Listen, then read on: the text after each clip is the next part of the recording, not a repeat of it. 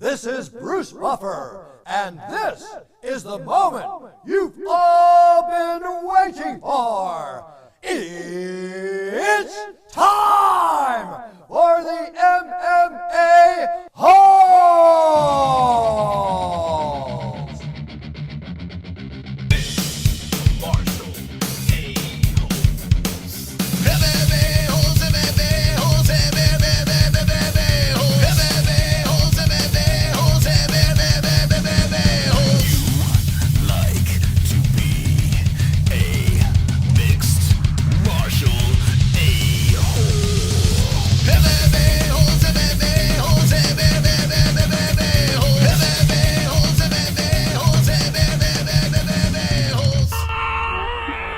No way.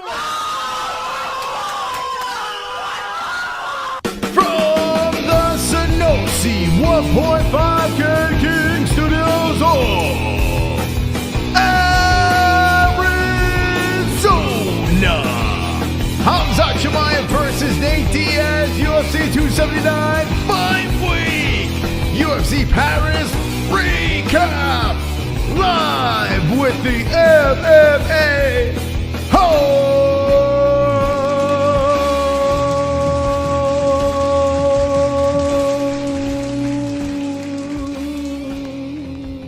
Yeah. Wonderful, wonderful. Welcome to the show Monday night here, Labor Day, hanging with the boys. How's everyone doing tonight? It's UFC 279 Fight Week. Yes, it is Labor Day. Hopefully everyone had a great weekend. If you barbecued today, if you had a day off, I hope you enjoyed it and hung with the family, had a great time, friends, whatever you did. Let me know in the chat how you handled the Labor Day. But we're not honoring it today because we're going full force. It's UFC 279 Fight Week, and we're here, and we are. Wonderful, wonderful. I mean, how could you take off on a day like this when Khamzat Chimaev is fighting Nathaniel Diaz Saturday? I mean, what? I feel like this card has just snuck up on us.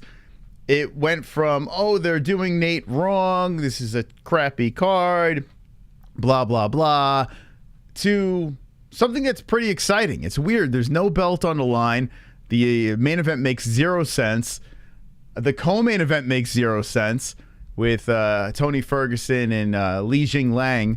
But for some reason, I'm incredibly excited. So the UFC once again stole my $75. Take my money. Take it. Just take it, UFC. Take it. And we have a link in the live chat if you want them to take your money as well. Yeah, it's going down. It's going down this Saturday. Now, we had an event that happened last Saturday with Ciryl Gane versus Tai Tuivasa. Ciryl won, and the face that comes out of it, it's weird that you get a meme face that comes out of the winner. So this is actually kind of refreshing for me. You know, usually it's the guy or gal that lost, usually the guy that lost, and we start, you know, showing off these memes and these crazy internet artistic masterpieces, and people start freaking out like, have some respect, the guy lost. Can't say anything about this one here. This is hilarious. This is absolutely hilarious. The face of Ciryl Gane as he was competing against Tai Tuivasa. Now Ciryl gets the win, and let's be honest, it was fairly dominating. He did get dropped, and you know, Tai landed some shots, but looking at the stats over here, I mean, was it really competitive? No, not really. There was a controversial strike that happened. A lot of people screaming and yelling back of the head. When we saw it in real time, I kind of was like, that looks like it was in the back of the head. You know, upon watching it some more, I'm not going crazy over it. It did look like the back of the ear. It did look like that Tai Tuivasa was kind of leaning forward. And yeah, when you're swinging like crazy, I mean, if your competitor, your opponent is ducking forward and stuff, I mean, if he blatantly just fucking the back of the head, yeah.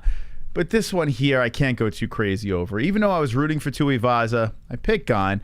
You know, it wasn't Tuivasa's night. It wasn't. And Ciryl Gane shows everyone that he truly is the real deal. He's the top tier up there, and he deserves a title shot once again.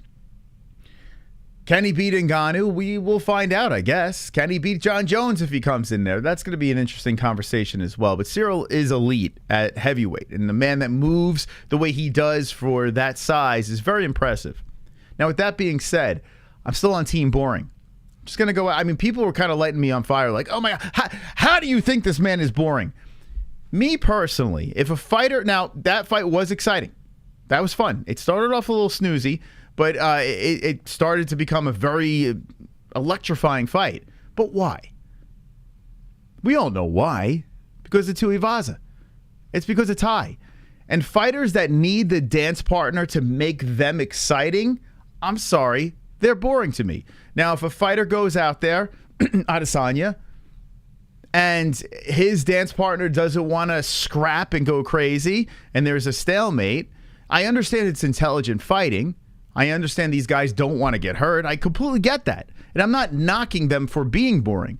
Just as a fan, consuming their content, I find it boring. It's that simple. And I'm not alone on this. There are other people out there as well that find specific fighters boring. If they need a dance partner to be exciting, they're boring.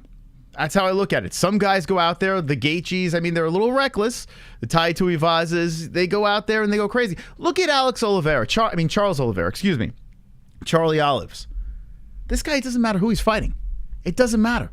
The guy's exciting. And he gets a little reckless at times, but he's an intelligent fighter as well. He could beat you on the feet. He could beat you on the ground. That's exciting to me. A guy like Conor McGregor, exciting. You know, the Derek Lewis is exciting. Even though Derek has his boring moments, there's still flashes of excitement with Derek because he got the bang in his hands. You know, there are guys out there, gals out there that excite me. Ciryl Gane, not so much. With that being said, a fantastic fighter. Let me know in the chat what you think. We'll roll through this card quickly, but I think a lot of us really want to talk about the UFC 279 card this weekend. We have an hour show tonight. We also got the save. We got 21 extra minutes rollover from last time, but if you'd like to support the show, drop a donation. Let's see what the chat has to say about last Saturday's card. Wonderful, wonderful. Back in the good old days, you have to fight your way back to the belts. Agreed, Sober Carl. Gane knocked him out. What the fuck do you want him to do? All right, so unanimous. I think you have a little bit of, I don't know, maybe you have a fucking potato stuck in your ear. I don't know what you want me to say. How many times do I have to reword what I'm saying? He needs someone to be exciting to fight. Do you understand what I'm saying? There are fighters that go out there that don't need a dance partner. They could be the most boring fighter in the world that they're fighting, yet they're still an exciting fighter. Ciryl Gane, if he has a guy that's playing it safe, smart fighter, it's going to be a boring fight. There have been Ciryl Gane fights where we were like this. Just booing and booing and booing. Like, get this shit over with. Because both fighters were fighting smart. But Ciryl Gane, if he has someone coming at him, someone crazy, aggressive, yeah, Ciryl Gane is exciting. Ciryl Gane, he's an exciting guy. But he needs a dance partner. To me, that's not an exciting fighter. I'm sorry. Israel Adesanya, the same fucking thing. The guy could be exciting, but he needs someone coming crazy at him. You know? Smart fighters aren't exciting to me. I like lunatics. I guess that's just how I am. I am not knocking Ciryl for this. It's just my preference. And it's, I don't know how many ways I could fucking word this for you people that don't understand. Because I got to be honest with you, I was praising Ciryl Gane after the stream, during the stream on Saturday. I was praising it. I was like, that was a fucking fantastic knockout. The guy's the real deal. Look how light he is on his feet for his size, that weight class. We haven't really seen anything like that at heavyweight. I was singing his praise. But because I did mention the fact that I do find him boring, people lost their minds. They just keep going back around to that. They just don't listen to the praise. The fucking 400 comments I said that were nice about Ciryl Gane. They hear the one that I say he's boring. Because you guys are soft. You're soft. And I can't stand for that shit, okay? I put my foot down. By the way, I stubbed my toe. Thought I broke my toe, but I have a contusion on my little toe right now. I had to get x-rays, the whole deal. I'm fine. I'm going to live. But yeah, that happened for me. Anyway, back to the chat. Ciryl Gane needs to fight Blades to test his wrestling. I'm telling you, I have been screaming for the Blades fight 2 fights ago for Ciryl Gane. I think Gane versus Blades is fascinating. I do. You got that striker, that elite bouncing, light on the feet, zipping and zagging type fighter. You got Curtis Blades that looks better on his feet now. He can throw, but is a very good wrestler. Like probably the best grappler at heavyweight. I mean, Curtis Blades is a guy that could drag you down and be a massive problem. That is a fantastic matchup. Yes, I do. I think that's the matchup to make. Now, if I'm Ciryl Gane, you know, the bull's kind of in your court, right? Because you're right back in place for a title shot. You fight Ciryl Gane, it's dangerous. MacLife just released a video of an altercation between Khamzat and Paulo Costa. I did, like, before we went live, I did notice something. Let me see if Mr. Savage put it on our Twitter. He did. Oh, no, Jake Shields. By the way, we got to get Jake Shields on. He's been all over the place, training with Khamzat and Paulo. I mean, not Khamzat, with Paulo and Nate. Chimaev started a fight with Paulo Costa. Let's see. Let me see if I didn't see the footage. He said it's on the MacLife. Fake gangster. All right, let me go to the MacLife. Let me check out their Twitter. The MacLife. If this is nonsense, like what do they do? Start barking at each other? I have a feeling it's nonsense. But let's see. Let's see. Okay, it's not on their Twitter. All right, shoot in Discord, and I'll check it out.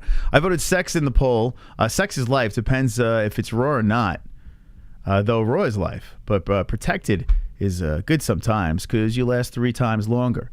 So you get to practice more positions and stuff, you know. That's what Little Seal says. By the way, the poll in the chat for the evening, very controversial poll we put in the chat because we are a very controversial show. What is more important, UFC or sex? Right now, we got 93 votes in there. Get your votes in. UFC, 63% over the 37% sex.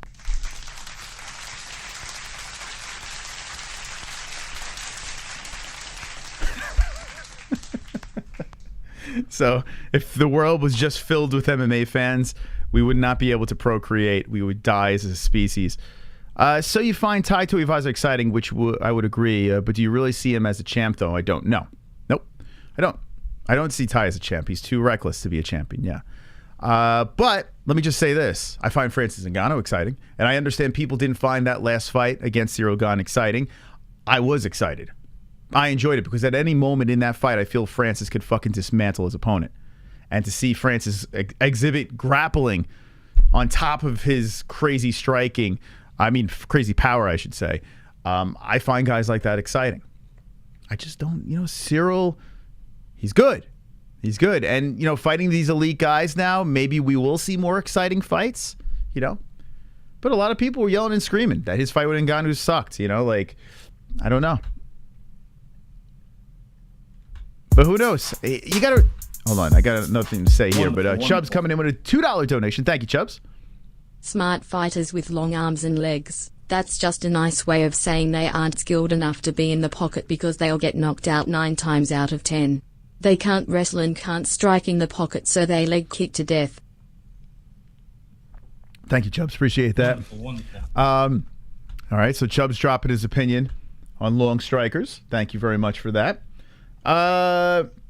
Ciryl Gane, right now, as a professional fighter, is only 11-1.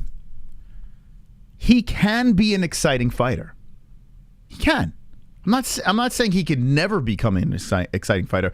Still, at this stage of the game, yes, that last fight was exciting. I still don't know if he's quite an exciting fighter. We still have more to learn. So those people out there saying, what are you talking about? He's exciting. It's bullshit. It's 11. He's got 12 fucking pro fights. That's it. That's all he's got there. And let's see. So you got the finish with Tai. You got the unanimous decision loss to Ngannou. Then you got the Derek Lewis fight. That was the ground and pound. Derek got folded in that fight. You got the Volkanovski boring-ass unanimous decision. Jairzinho Rozenstruik, boring-ass unanimous decision. And now you got, I mean, Rozenstruik is a heavy-ass fucking striker. Like, he's a guy with power. And that fight sucked. I don't care what anyone says. Then you got the Junior Dos Santos knockout. Okay, fair enough. And let's see. And then you got a couple of finishes over here. against Tanner Boser. I mean, I'm sorry. This fight was boring as fuck. Whoops, my bad. Tanner Boser fight sucked a fucking cock. And Tanner Boser is actually an exciting dude. Okay? You got the heel hook. Okay, got a submission over here. Dontel Mays. Okay. All right. An arm triangle choke. There you go. That's good. Pessoa. Very nice. And that's it for the UFC. That's it. These other things over here, I don't know what the fuck this is. What is it? TKO?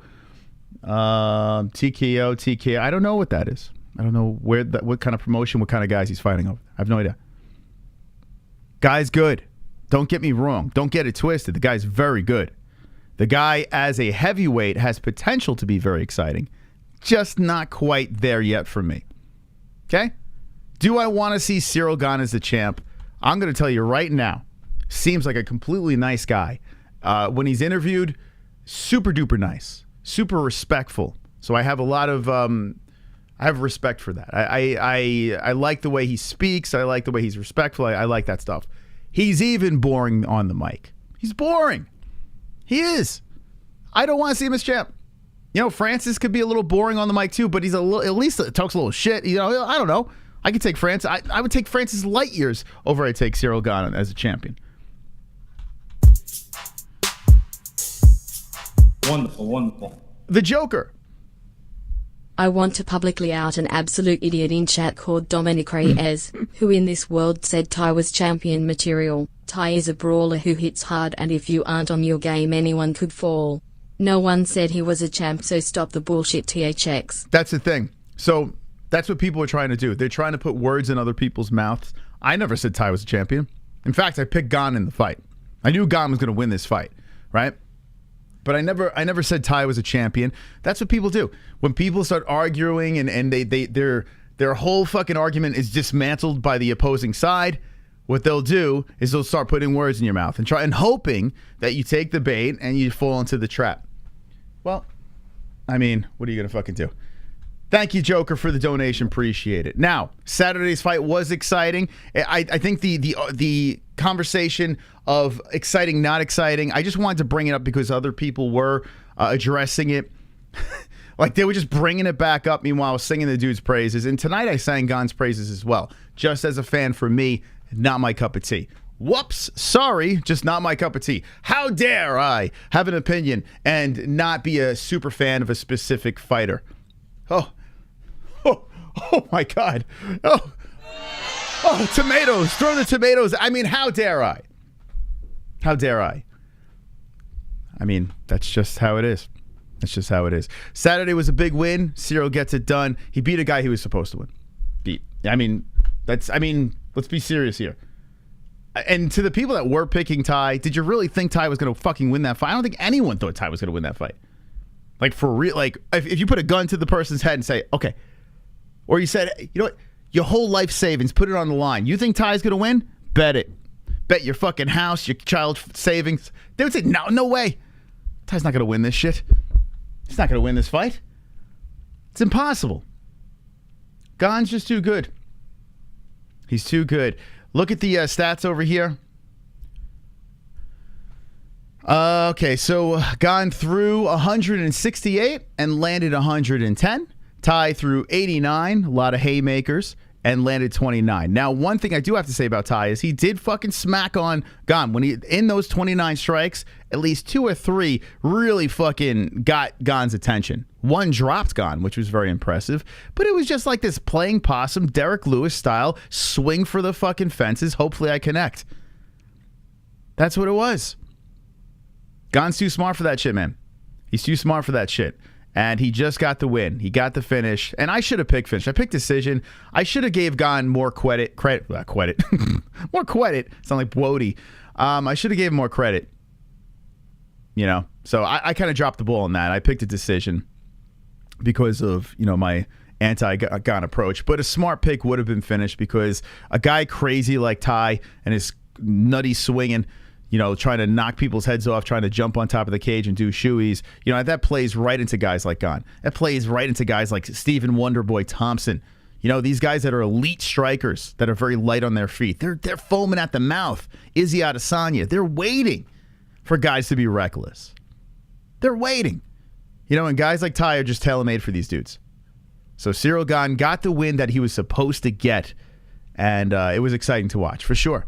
For sure. Talking about the co-main event over here, how about Bobby Knuckles? How about Robert Whittaker? No surprise with this one for me either. No surprise. Robert Whittaker just worked Vettori. He said he wasn't too thrilled with his first round, but listen, if there was no Israel, Bobby's still the guy. He's the champ.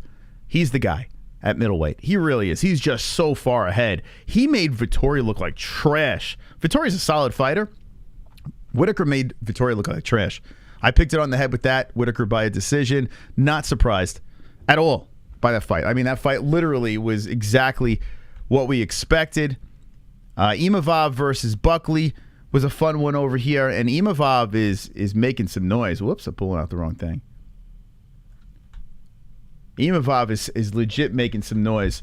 This guy, he's exciting. He really is an exciting dude, and I got to give credit to Buckley, man. You know, a lot of people kind of shitting on Buckley. He's annoying. He's this, he's that. But Joaquin comes to fight. He really does. Did he have a shot in this one? Not really. I think this was tailor-made for Imavov as well. But still, I got to give a lot of credit to Buckley, man. He came and made this thing a scrap. A lot of fun. Went to a decision. But, you know, credit to Buckley. He's a tough dude. Real tough dude. And Kopylov versus DiChirico. The next one over here. Kopylov getting the job done. Getting the finish over DiChirico. Beating the bat. So 2 Italians taking the L's on Saturday night. Here's the rest of the card over here. I want to fly through because I do want to get to UFC 279. Super chat. Bubba the Love Sponge. As Aussie, proud as Fook of Tai. And Bobby, that's how we get down here. I tell you what, man. Yeah, Tai is just fun. Tai is the type of guy. Tai is like, shit, man. He reminds me of like Big Country. Like, he's got that fucking electricity. When Big Country used to win, finish his opponent and jump on the cage and start jiggling his belt. I was in the building for one of those wins. I tell you what, I got chills watching Big Country fight. Was he the best of the best? No.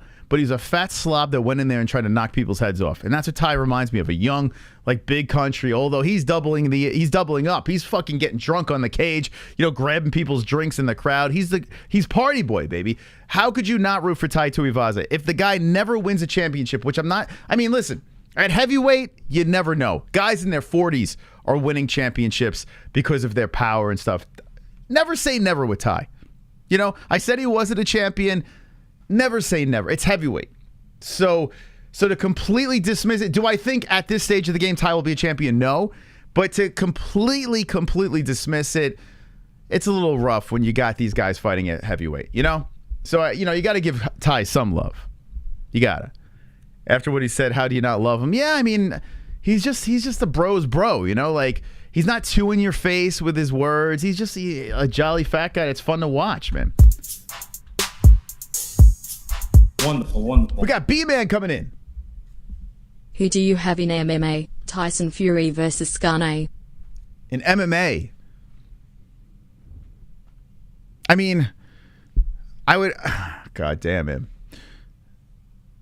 Tyson's such a big dude, too. I would have to go Gane. It pains me to say it. Pains me, because in boxing, Tyson Fury would destroy Gane. But I would have to go Gane. When you're throwing kicks and Gane has some submissions in his resume.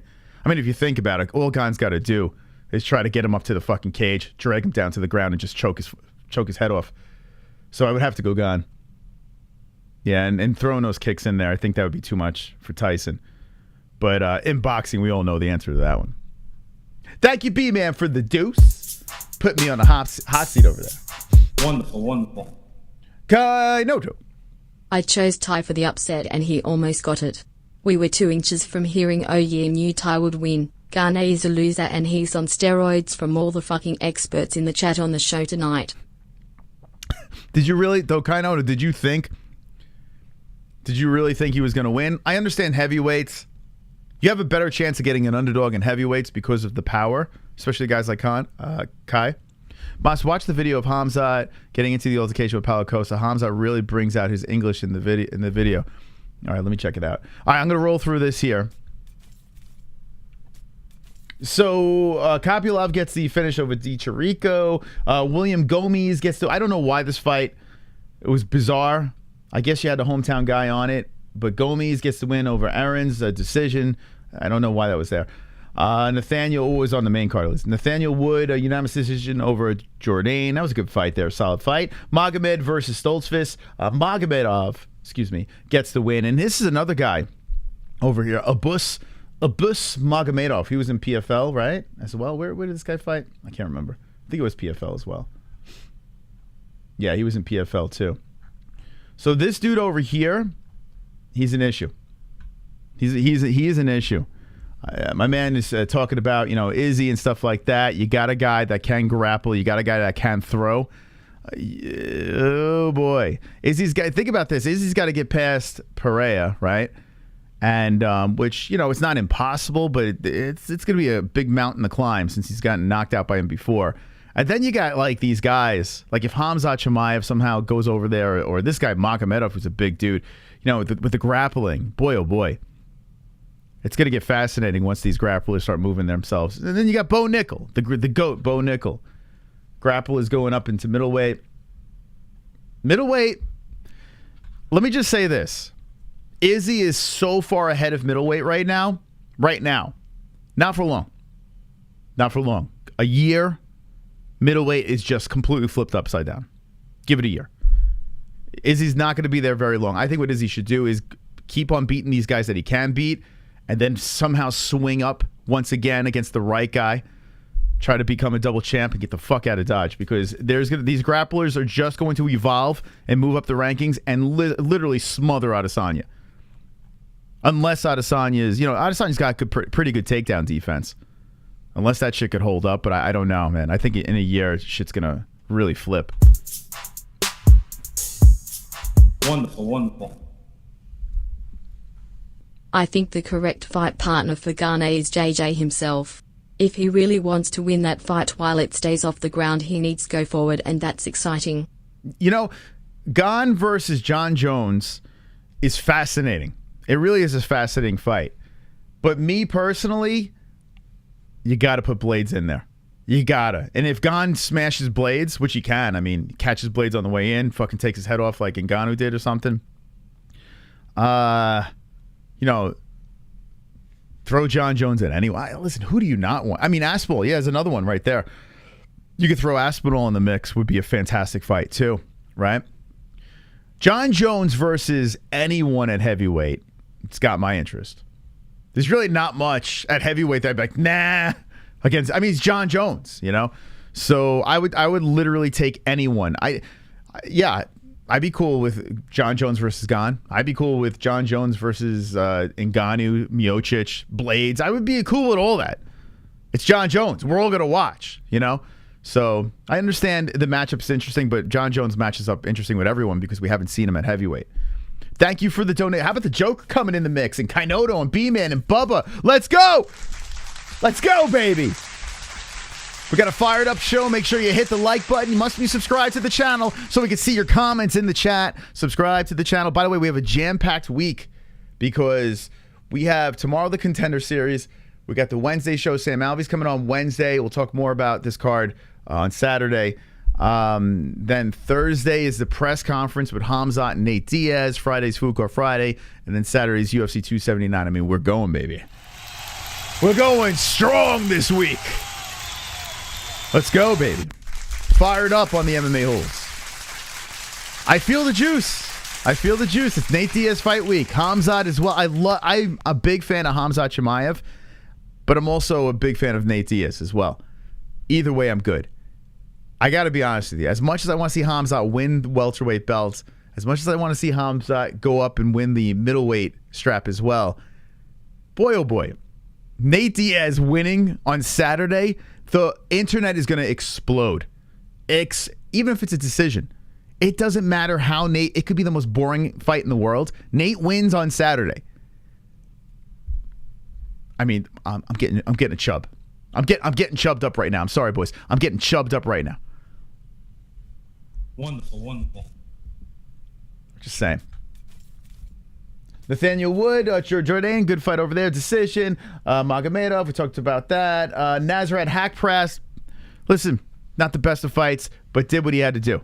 Just dominated. Won a unanimous decision over McDessie. Fares Zaim gets the unanimous decision over Figlock, which was a nice win for Ziem, excuse me. As Figlock was an undefeated fighter from Cage Warriors coming in there, and Ziem collects the dub. So gives him his first blemish. Good win. Saint Denis gets the knockout in the second round over Miranda. Nice knockout there. We got the kid that came from the Contender Series. Really looking forward to seeing more from Christian Quinones. Very exciting guy from Mexico, beating Taha, the cheater. Let's see what else we got. Although the stoppage was a little sus, but who cares? Submission Edgar over Perez, the twerker, takes the L. A lot of finishes. Good card. Real solid Paris card over here. So, France, you had yourself a very wonderful, wonderful night. Wonderful. Now, let's move into UFC 279. We're flying through this. If we get some saves tonight or more saves tonight, we'll take some extra calls and get your opinions on the fights last week and this week, and should be a really good night of calls. We do have a guaranteed 21 minutes. So that's wonderful. Wonderful. All right, let me look at this video of Khamzat Chimaev and Paulo Costa.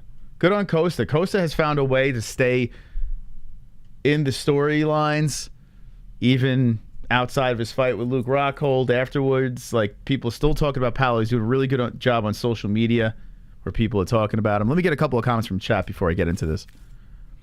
Nate is going to get knocked out cold in the second round and kill the narrative that he's never truly been KO'd, says David Summers. Moss, do you think the UFC will try to make Nate a contract offer after this week, so if he wins, he can bounce and go fight Jake Paul? Devontae, so the rumblings and rumors are Nate is going to start, he's going to start his own fight promotion.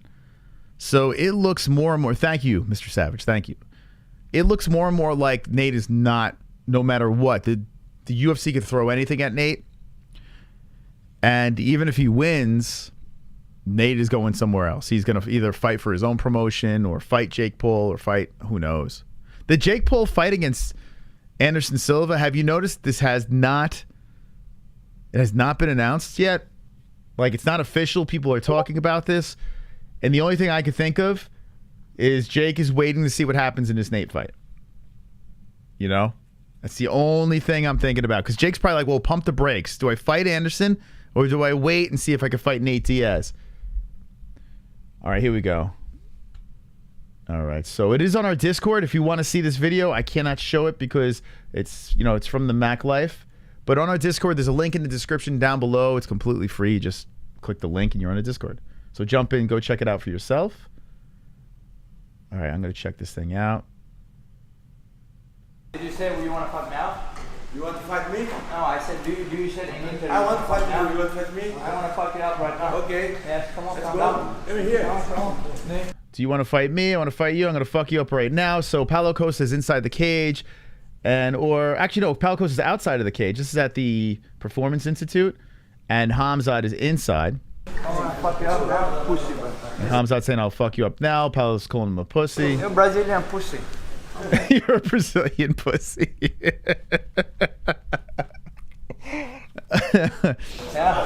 but what's happening? What's happening,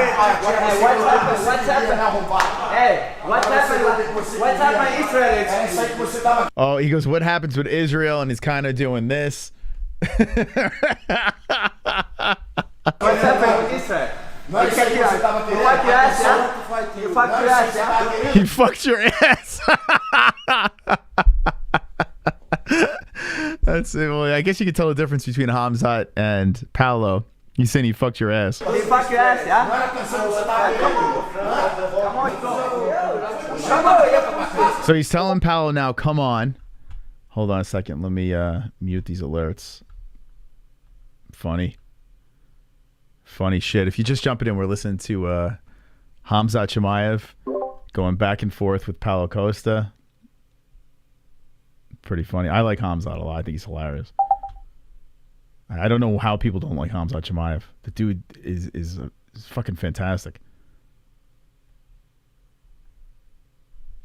Let's see, notifications. Here we go. There we go. Got it. I'm here. You said you wanna fuck now? I'm here now. When I hear you pussy, yeah? You're pussy when I hear. So they're holding back Khamzat, of course. I mean, you can't have Khamzat get into a fight with Paulo Costa at the Apex right before his fight with Nate Diaz. There's no title on the line. Like, could you imagine, like, oh my God, Khamzat gets hurt or some shit? Come on. Come, I'm gonna fuck you up. Yes. You like when somebody fuck you on the ass, yeah? You like when someone fucks you in the ass?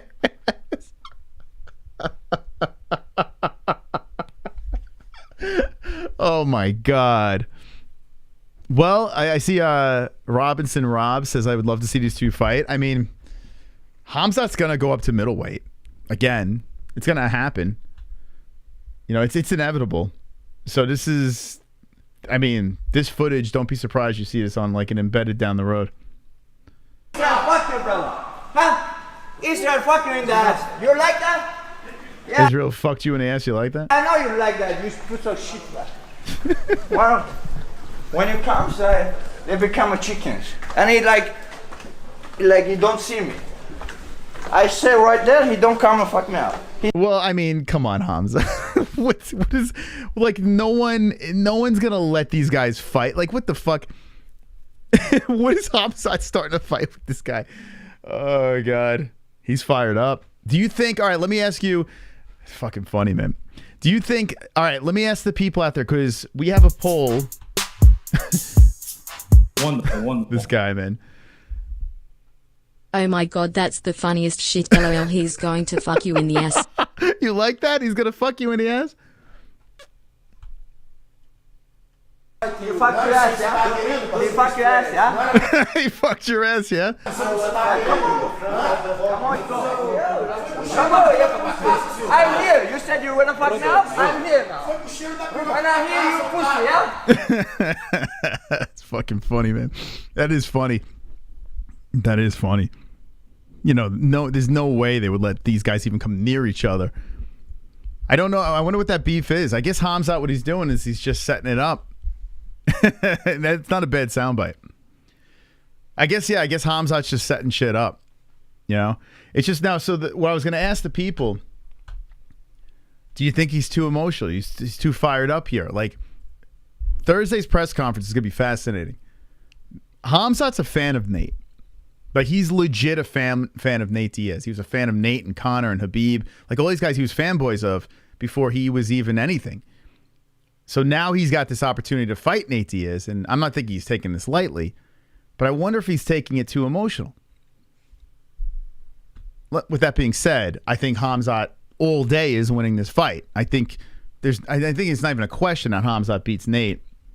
You got a guy with all that scar tissue that, I mean, you sneeze and Nate is covered in blood. You know, so, I mean, a doctor's stoppage alone is a very good bet in that fight. Even if you think Nate's a complete badass, I'm with you. I think Nate's a badass as well. He's a gangster. But when you got shit like that even in play, I don't know how you bet on Nate. I really don't. So I put here's a little meme that we made. I mean, it's pretty accurate. Little David, this is actually pretty funny. I showed this to Jesse, and just like, I don't get it. So I was like, what do you mean you don't get it? It's like, you know, a little biblical stuff going on over here. A big guy versus small guy. You know, a little rock, a little slingshot action. You know, you never heard of this? And she goes, Andre the Giant? She goes, Andre the Giant. I'm like, no, that's not it.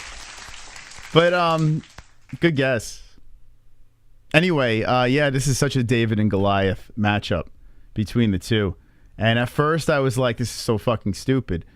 But the weird part of me that says, you know, put anything in front of me, I just want to know who would win.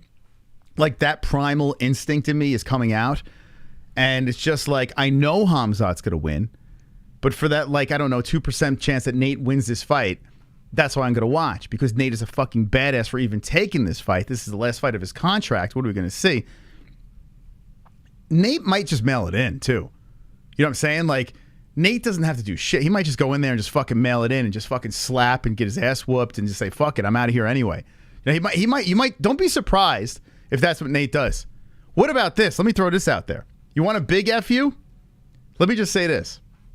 What if Khamzat goes in there, right, gets a dominant position, and Nate just taps prematurely? Think about this. Hear me out.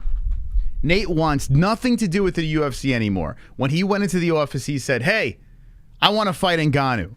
I want to fight Israel Adesanya. You know, I want to fight guys that I can't fight.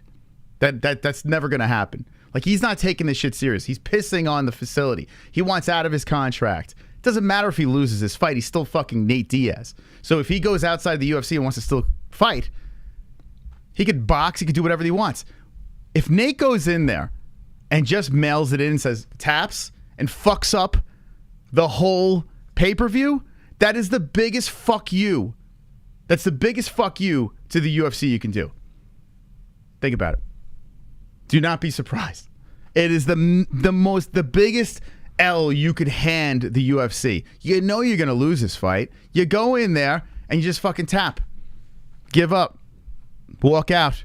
Just fucking roll your shoulders forward and be like this. Just flip everyone off and leave. Think about that. Not impossible. Not impossible. Or does he go out like a badass? Now, I put a poll out here. I said, will Nate Diaz defeat Khamzat Chimaev? Wonderful, wonderful. The Joker. UFC 279, supporting Kevin Holland, and if Khamzat wins I wanna see him versus Colby, assuming Colby has recovered from his brain injury. That's my two hopes for the card. Random, Dorcas brothers were devastated last loss. Kyle didn't stay for announcement. Comments? Hold on a second. UFC 279 supporting Kevin Holland, and if Khamzat wins, I want to see him versus Colby, assuming Colby has recovered from his brain injury. So you want to see Kevin Holland. Wait, Kevin. All right, supporting Kevin Holland, and if Khamzat wins, I want to see him versus Colby. So do you want to see Kevin versus Colby, or Kevin? You don't want to see Kevin, right? Or do you want to see Khamzat versus Colby? I'm getting that wrong, so help me out with that one.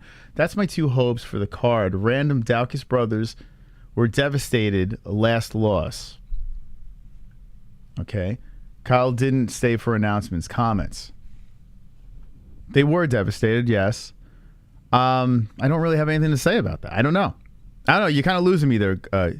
You want to see Kevin versus Masvidal, Khamzat versus... So... Kevin Holland versus Colby Covington, I have zero interest in. I like Kevin Holland a lot. I just don't like that matchup. I don't like that. I just feel Colby just drags Holland down. I know Holland's ground game is a lot better. I just think Colby drags him down and does what he will with him. So I don't want to see that. But as for Khamzat versus Colby, yes.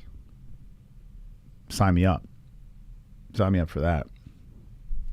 Hope I answered your question. I don't know. I'm a little all over the place. Super chat.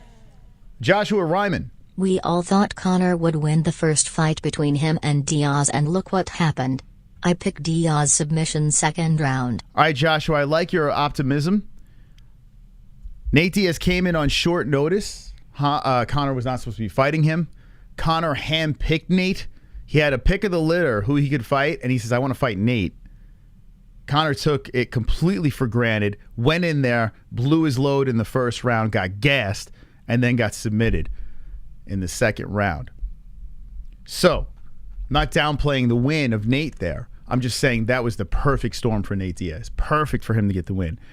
Comparing that situation over there, and the second fight, you could make a good argument that Nate won that second fight versus Conor. So I'm not saying Conor beats Nate like 10 out of 10 times. I'm not saying that.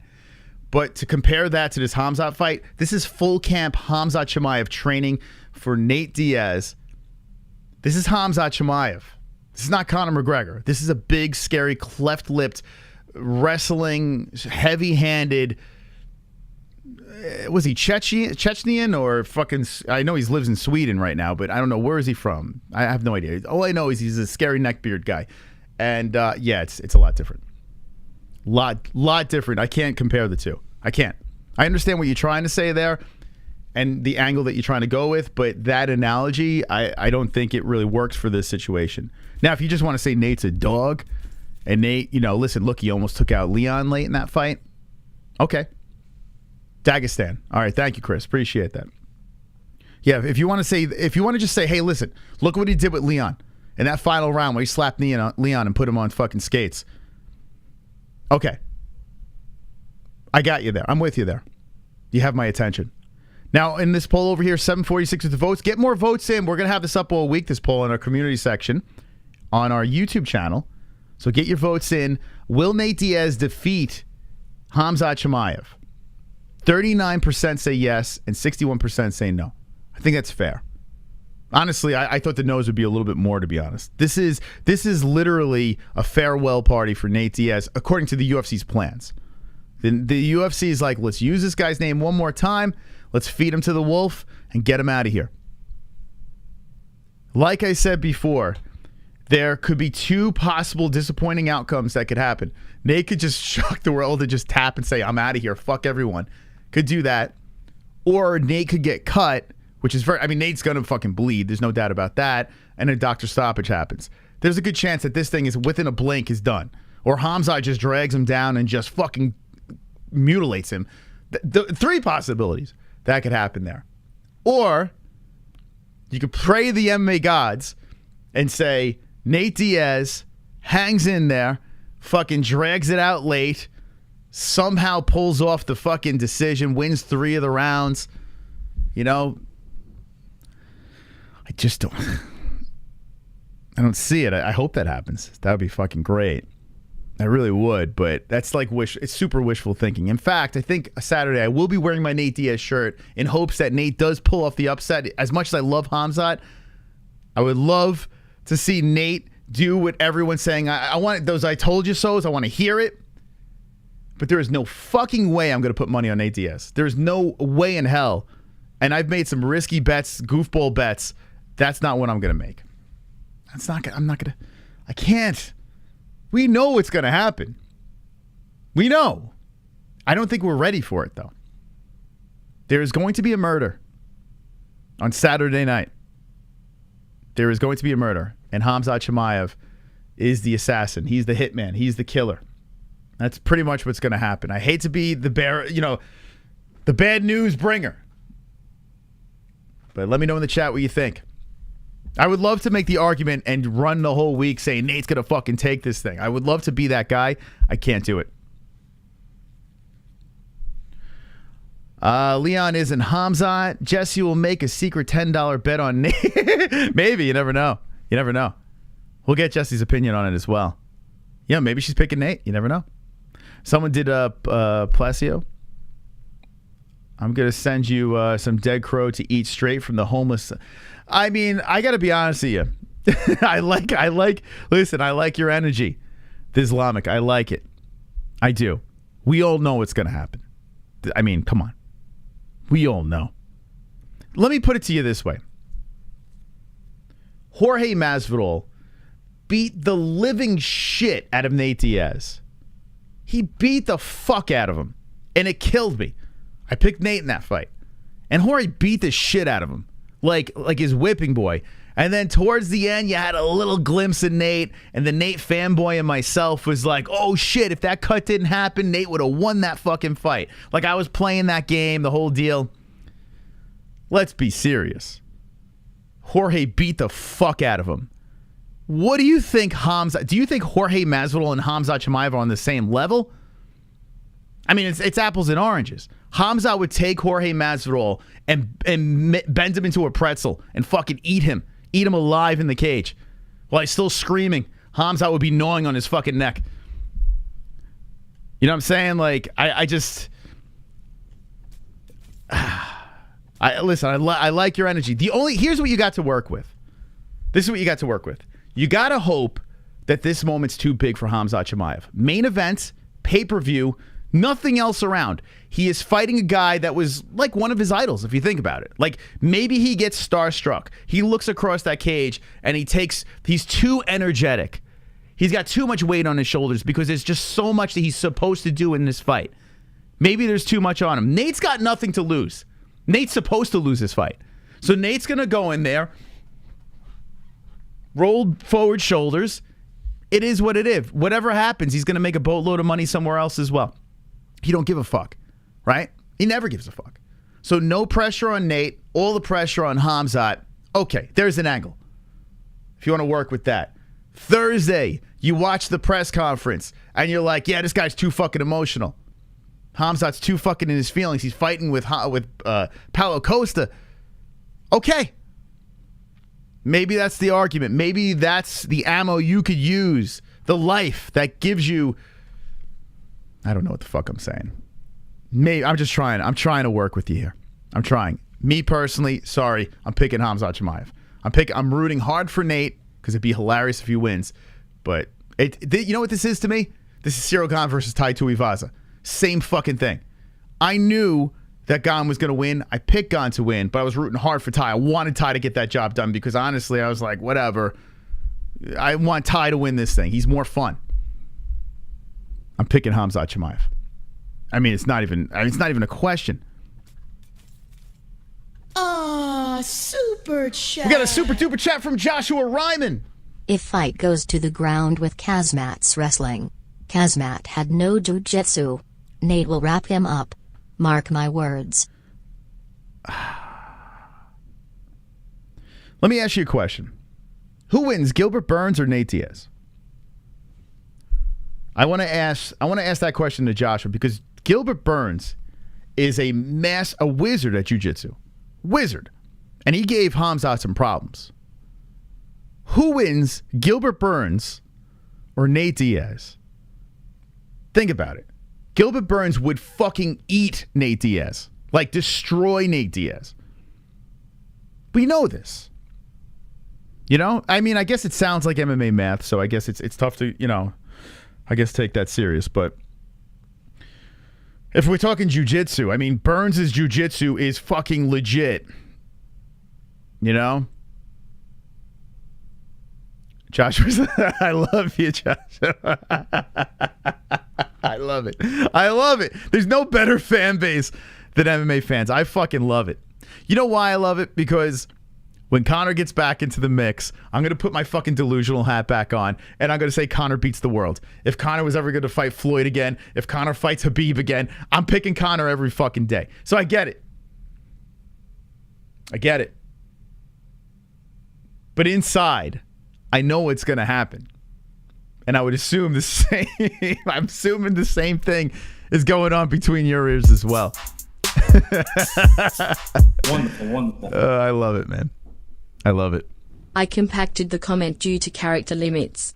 So the first part was I hope Kevin wins against Daniel Rodriguez. Okay. Second part was I hope if Khamzat wins against Nate then he goes on to fight Colby. Okay. I also picked Nate against Jorge. Never again. Okay. Yeah, I did it too. I did it too, man. I fucked up that. Wonderful. I fucked that bad up. Which would be the bigger upset, Diaz win or the Leon knockout? Which would be the bigger upset, Diaz win or Leon knockout? Which would be the bigger upset? Diaz win. Oh, you're saying off of okay, so Leon knocking out Usman or Diaz beating Khamzat? Diaz. Yeah, all day. Diaz all day. I understand Kamaru's pound for pound the GOAT, but Leon, if you look at his resume coming up, Leon had a legit shot in that fight. Nate Diaz has zero. He's got zero. Like, Nate's got zero chance in this fight. Like, zero. And this is the guy I picked Nate over Jorge. And I was heartbroken reacting to that fight. I was so heartbroken because I really, truly wanted Nate to win that thing, you know? It was a crushing night for me. But Nate got his ass whooped. Like, I mean, if Conor had a gas tank in the first fight, Conor would have beat the fucking brakes off of Nate. But he literally, I was in the building, he ran out of gas. Like, legit ran out of gas. Nate, listen, Nate's a dog. He's legit. He's a 155er. He's not a welterweight. Khamzat could fight at fucking middleweight. You know? Khamzat could fight at like he smoked Mearshart like it was nothing. And maybe people are kind of, you know, discrediting Khamzat because of the Burns fight, but then you're kind of sleeping on what Burns almost slept Usman too. You know? Chris on Contender Series, does Nick, hold on. Garrett Lover deserve the UFC contract? Focus Chaos, join us tomorrow. We'll be reacting. Contender Series. Contender Series tomorrow. By the way, let me just say this. A shout out to my dad. D-Rest, if you're in the chat, 100% right. My dad won 2 weeks in goat milk. My dad's in contention for the fucking belt. Listen to this. I was looking at the stats. My dad not only won goat milk, 700 people in our Pick'em League. Got every fucking fight right. He won the entire Tapology. My dad calls me up today. He's like, I'm getting emails from people like asking what was his, how did he do that? He was number one. I was like, what? Hold on, I gotta see if I can pull up this email. So I looked it up. I was like, there's no way. Over everyone on Tapology. I was like, what the? So now you know where the mysticalness comes from, right? I mean, I'm not in my final form. I got to get, you know, into my 70s. And then, oh boy, you must be subscribed to this channel when I'm in my 70s, because let me just tell you. I was like, what the hell? Dude, number one overall. Let me see if I could find it. I was dying laughing. I was like, are you kidding me?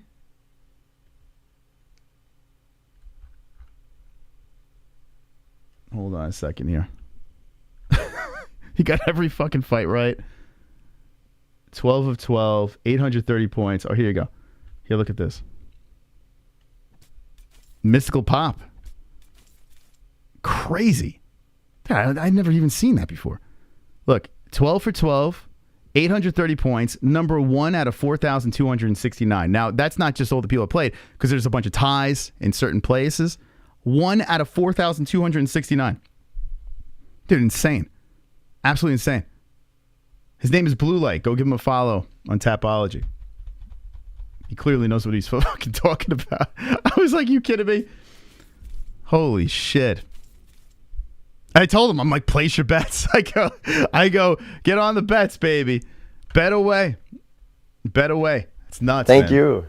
I love this Nate Diaz, Khamzat Chimaev conversation. By the way, shout out to Blue Couture, who's become a member, baby. Let's go! Dad's doing better. Thank you, Chris. Thank you for membering up. You're a white belt. Go, go, Flamingo. Here's the chance. Khamzat pummels Nate for 3 rounds. Never been to the 4th before. Nate takes over and big brothers him. Long shot, but a shot. Okay, I like your optimism. Thank you for the $5 donation. Thank you, thank you. Wonderful, wonderful. Okay, now, let me just say this. We have 21 minutes of guaranteed extra time of show tonight. It's Labor Day weekend. If you want to go longer than 21 minutes, drop a donation within the 5-minute clock over here. It's time. It's the time of the show for Save the Show. If you'd like to save the show and be a hero and have more than 21 minutes of phone call time, we got a lot to talk about tonight. Last Saturday's event, this Saturday's event. If you want to save the show, drop a donation within the 5-minute timer. Here we go. I'm going to put the timer in play. Save the show. Okay. When that clock is done, the saves are over.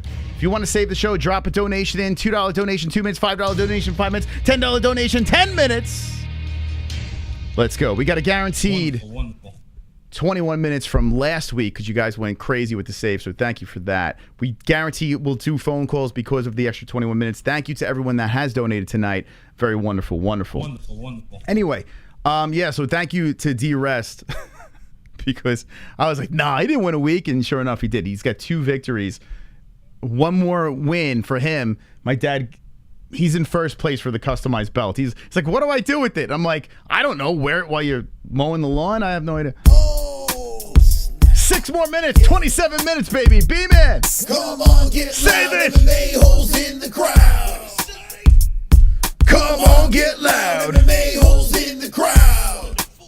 God. MMA-Holes in the crowd. Yeah. MMA-Holes in the crowd. the crowd. I just realized what you did, Focus. I got you. STS. Thank you. Thank you. I just realized. You biz-binged me. I finally got me, man. You got me. Nick Gerlover. Right? Is that, but yeah. Thank you. All right, you got me. I was too busy thinking two steps ahead. Thank you for getting me. I don't know how Nick Gerlover is going to do tomorrow, but hopefully he gets a contract. Hopefully he does. Thank you, B-Man, for the $6 donation. So we got 27 minutes of extra time over here. Let's go back into the chat and see if we get some more saves. 3 minutes on the clock. You got me, bud. You got me. That's why it's worth to subscribe to the channel. You get to get me like that. He did nail it. I'm not going to lie. I walked right into that one. By the way, hit the like button if you haven't liked yet. Hit that like button. Smash it up over here. We got some phone calls coming in tonight. 27 extra minutes. Chimaev went plus money after round 2 with Burns. Imagine round 5 Chimaev plus 200 against Diaz. Oh, my God. Yeah, that'd be pretty wild. Let's add another 2 minutes to the fucking clock, Mr. Cynical. Here's Nate Chance. He gets smashed for 4 rounds and then Eddie Bravo tells him to try an Imanari roll. He tries, fails miserably, gets smashed for another 5 minutes and then nobody cared cause he's Nate Diaz. All right. I like that. 1,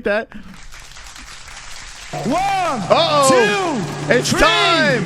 Take me out to the ball game. Sing along. Take me out with the crowd. Buy me some peanuts and Cracker Jack.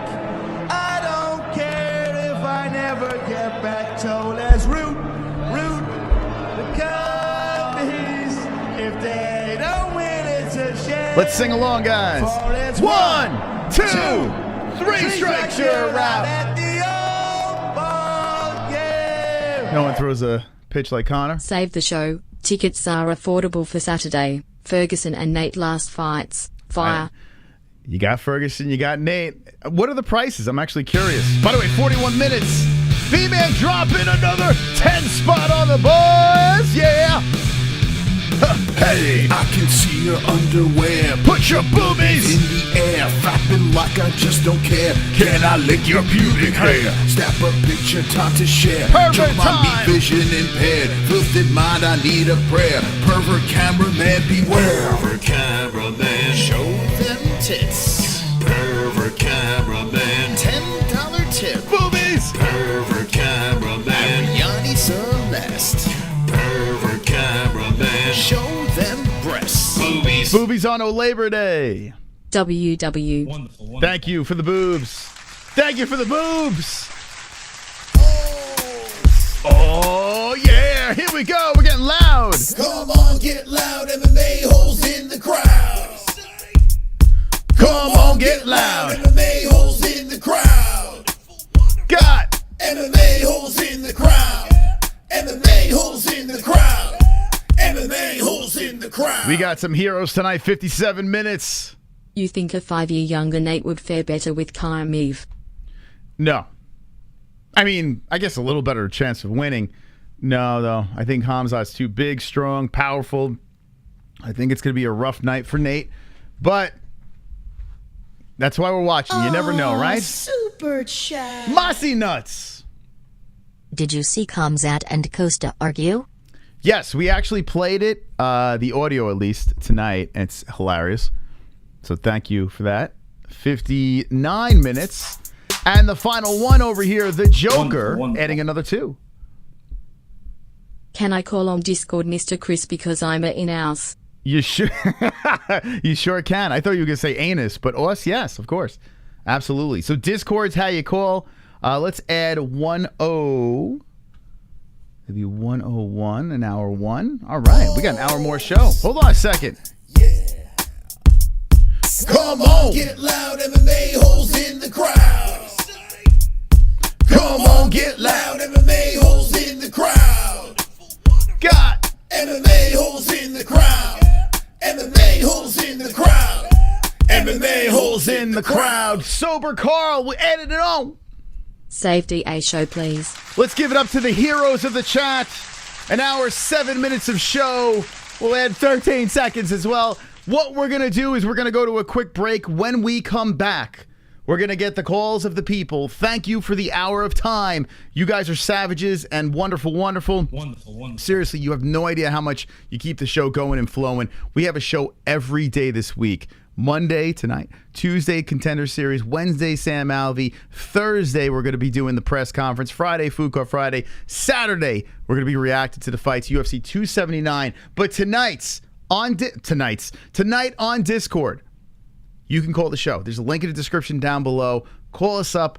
Anywhere in the world can call us up. That's why we do it on Discord over here. No phone number. You just find our icon, hit call, stay in queue, and we will pick up your call tonight on the MMA-Holes. We'll be right back after a quick break. So stand by, and when we come back, we'll be hanging with the boys. Oh, yeah. And hit the like button, too. If you haven't smashed the like button, we're looking for 150 likes. Whoa! Whoa, pause this up. We got one slipping through the cracks. Save the show. Oh, Sexy Mike, thank you very much. All right, we'll add 108. Why not? I mean, 109. Let's go like that. Here we go. All right, whatever. 110. Okay. Thank you, Mike. You're sexy. All right. We'll be right back after this quick break. Thanks, Mikey boy. Sexy Mike. The sexiest.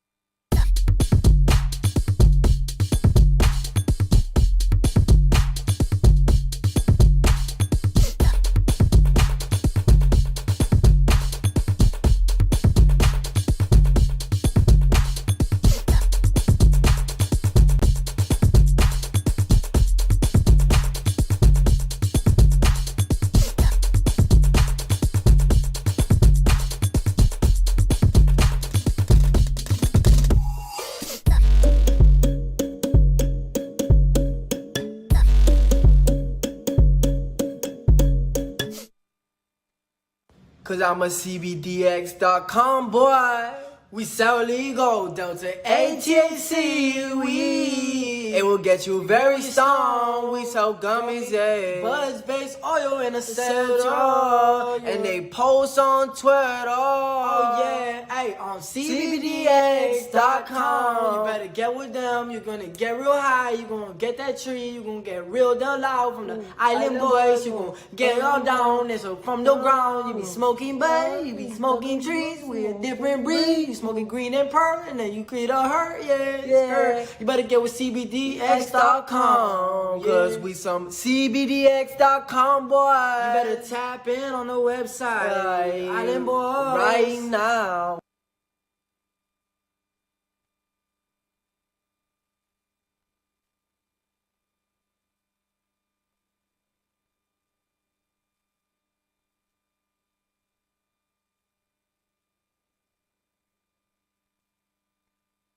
When it comes to underwear, there's nothing more important than comfort. Why empty your pockets for generic underwear that loses comfort, quality, and style when you can slip into a pair of Sheath and get even more out of your daily wear? With Sheath underwear, you can treat your jewels like royalty as they are given their own private sanctum, keeping them secure and you in a state of bliss. Get 20% off Sheath now using promo code MMA-Holes. That's MMA-HOLES with the link in the description below. And for the ladies? Absolutely! Sheath isn't just for men. Ladies can now experience Sheath's style, comfort, and functionality too. Sheath for women is crafted using a signature modal elastane fabric blend for form-fitting breathability that will not affect the natural pH environment or the microclimate of the skin while producing that long-lasting, unimpeded comfort. Use promo code MMA-Holes, MMA-HOLES for 20% off at sheathunderwear.com.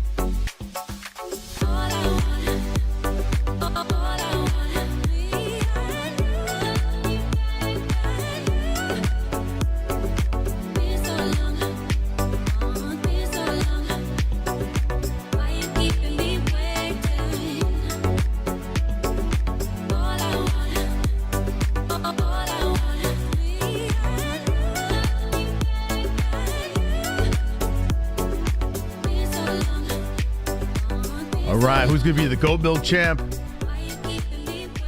Who's going to be the Fuqar Friday champ? We'll find out. But tonight, we're going to find out what you thought about last Saturday's card, UFC Paris. And what you think about this card, UFC 279, coming up Saturday. Chimaev versus Diaz, Lee versus El Kukui. We haven't spoken much about Kukui, so if you want to jump in on the calls and discuss, we can. We also have Johnny Walker versus, Kuti Laba that's happening. And that's a banging fight. Johnny needs to win very bad, and Kuti Laba's looked a lot better. So that's happening. If you want to call in, jump into Discord. And here we go. First caller. We got Pulse. How you doing, Pulse? Wonderful, wonderful. Nice. Wonderful. All right. What did you think of the fight Saturday? What do you think about UFC 270? And what's going on, man? So the Paris card it ended up being pretty good. I would say 7 out of 10. 7 out of 10. Okay. Good score. Yeah, I can't figure out which, maybe you know, which one was fight of the night. Was it the main event or was it Imavov versus Buckley? Oh, shit, man. You know what? Hold on. Let me double check on that. I don't know. I didn't listen to the post-fight, so I don't know, but let me look at the website here. Fight of the night was Gane versus Tuivasa. Okay, that makes sense. Yeah, I was pulling for Tuivasa, man. I wanted him he was so close to going in there and doing it in that second round, you know? Mm-hmm. And if only he could have pulled it off, that would have been 2 knockouts back-to-back over the knockout king of the company, and then a guy who just fought for the title, and you would have knocked them both out in their hometowns. That would have been wild, yeah, right? Absolutely. They would have had to give him a title shot, don't you think? I mean, yes, yeah. I think the UFC really wanted Tai to win that fight, to be honest. I think that was the guy, very marketable dude, although, Gane in France and that whole market, that works too. But I think Tai, with the Nelk Boys and all that crazy stuff, I think Tai was the guy. Yeah, as far as Ciryl goes, I get what you're saying, man. He's just he's bland. He's like plain toast. You know what I'm saying? He's just bland. Yeah, I'm with you. I got a lot of heat for saying that, but he does. He needs a guy like Tai across the cage from him, and then it's a whole different story. Yeah, I agree. And then as far as the Imavov Buckley fight, man, Buckley really went after that. In that third round, even when he was dog tired, he was just throwing everything he could at him. Yeah, I tell you, I like Buckley. I do. I like watching that kid fight, man. He's got heart. He really does. He always makes it interesting. Yeah, I don't know if he can be a contender at middleweight, but he is. I like him. He's a good fighter. All righty, there you go. Any thoughts on anything else on that card or 279? No, I got thoughts on 279, but I put my predictions out there. You know where to go to check them out. Okay, there we go. Pulse's picks, correct? Absolutely. Nice, very nice. All right, thanks, Pulse, for the call. Appreciate that. Laters. All right, there's Pulse coming in, showing you how it's done on the Discord. If you'd like to call into the show, all you got to do is find our little MMA-Holes icon. Little MMA-Holes icon. You click on that, you hit call. It's completely free on the Discord. There's a link in the description down below. So jump in to our Discord. Give us a ring. Takes 2 seconds. Oh, hey, there's Jess. Jess is coming in. Look at this. Jess is coming into the show just in time for phone calls. All right, let's switch this up. I saw the person in the chat saying your super chat wouldn't go through. I'm not sure what's happening. When you hit that little $sign, what happens? It just doesn't work? Or let me know. If that's the problem, we'd rather do Streamlabs anyway. Nightbot has Streamlabs links that pops up in the chat, so you can do different denominations. You see in the description down below, there's all different songs you could play. Jess, welcome to the stream. Thanks. All right. You have anything to add? Well, you didn't see... Oh, yeah, I didn't see last event, but you can give your 2 cents on this coming event, 279. Did you get a chance to hear any of that Khamzat Chimaev going back and forth with Paulo Costa? Did you hear that? I only heard one part when he was asking what did Izzy do to him, but that was pretty much it. Yeah, it was basically this. Fuck your ass, yeah? They fuck your ass, yeah? Come on, I'm here. You said you were the fuck now? I'm here now. When I'm here, you pussy, yeah? You're pussy when I'm here. Come on. Come on, I'm gonna fuck you up on your ass. You like when somebody fuck you on the ass, yeah? It's not fuck you, brother. He's asking if Paolo likes it when he gets. Well, he's got. What'd you hit? I don't know. You just grab this when you do that. He's got all those guys holding him back, so it's easy to have a big talk when you know nothing's gonna happen. So what do you think? He's just mouthing off because He's of just being a retard. Like, whoa, he wouldn't be talking like that if he was by himself. You know you can't say the R word. You get canceled, Jess. He was being a retard. So. Oh my God. All right, so Jesse thinks that Khamzat. You're not a big fan of Khamzat, so you're the perfect person to talk to about this. So do you think Nate Diaz is going to beat him? No. No. No. Ooh, no. Jesse does not think Nate's going to beat him. Now, there are people out there that are making the argument. We did a poll, and there are people out there that think, well, it's 30%, that think Nate's going to win. Do you think they're crazy? I think it's fandom. That's the reason they think he's gonna win. He's old now, man. Like, he's really old. So no, I don't think he's gonna win. I think it's a little nuts. Okay, it's almost 40% now. Actually, it's almost 40% in the poll saying that Nate Diaz gets the job done. There are very passionate people that have donated tonight that are saying that Nate Diaz will defeat Khamzat Chimaev. Now, I am picking Khamzat, but I'm rooting for Nate. Who are you rooting for on this? I mean, I don't care. Both of them I like a lot. But, I'm rooting for Nate, but I don't think he's going to win. Okay. All right, so we're both inside wanting the Nate win, but picking Khamzat Chimaev. Okay. Let me know in the chat what you think. Any words to Jess? Do you have time? Says I think he's going to win. Let me ask you a question, though. Do you really... Like, I know people keep on going to Leon Edwards versus Kamaru. Like, underdogs happen. Juliana Pena versus Amanda Nunes. Like, these things happen. But when you're talking different weight classes, Khamzat is like, he's like a middleweight fighting at welterweight. And you got Nate Diaz, who's a lightweight fighting at middleweight. You know what I'm saying? Like, size is a thing. There's a reason why people have weight cuts and all this stuff. And Nate, who is fighting more at his walk-around weight, he's still cutting, but he's still fighting at more of a walk-around weight for him.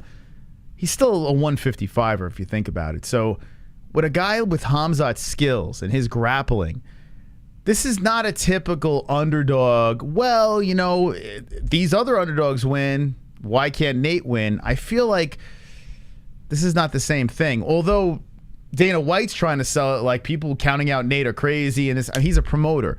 But just as a person that's been watching the sport for a little while,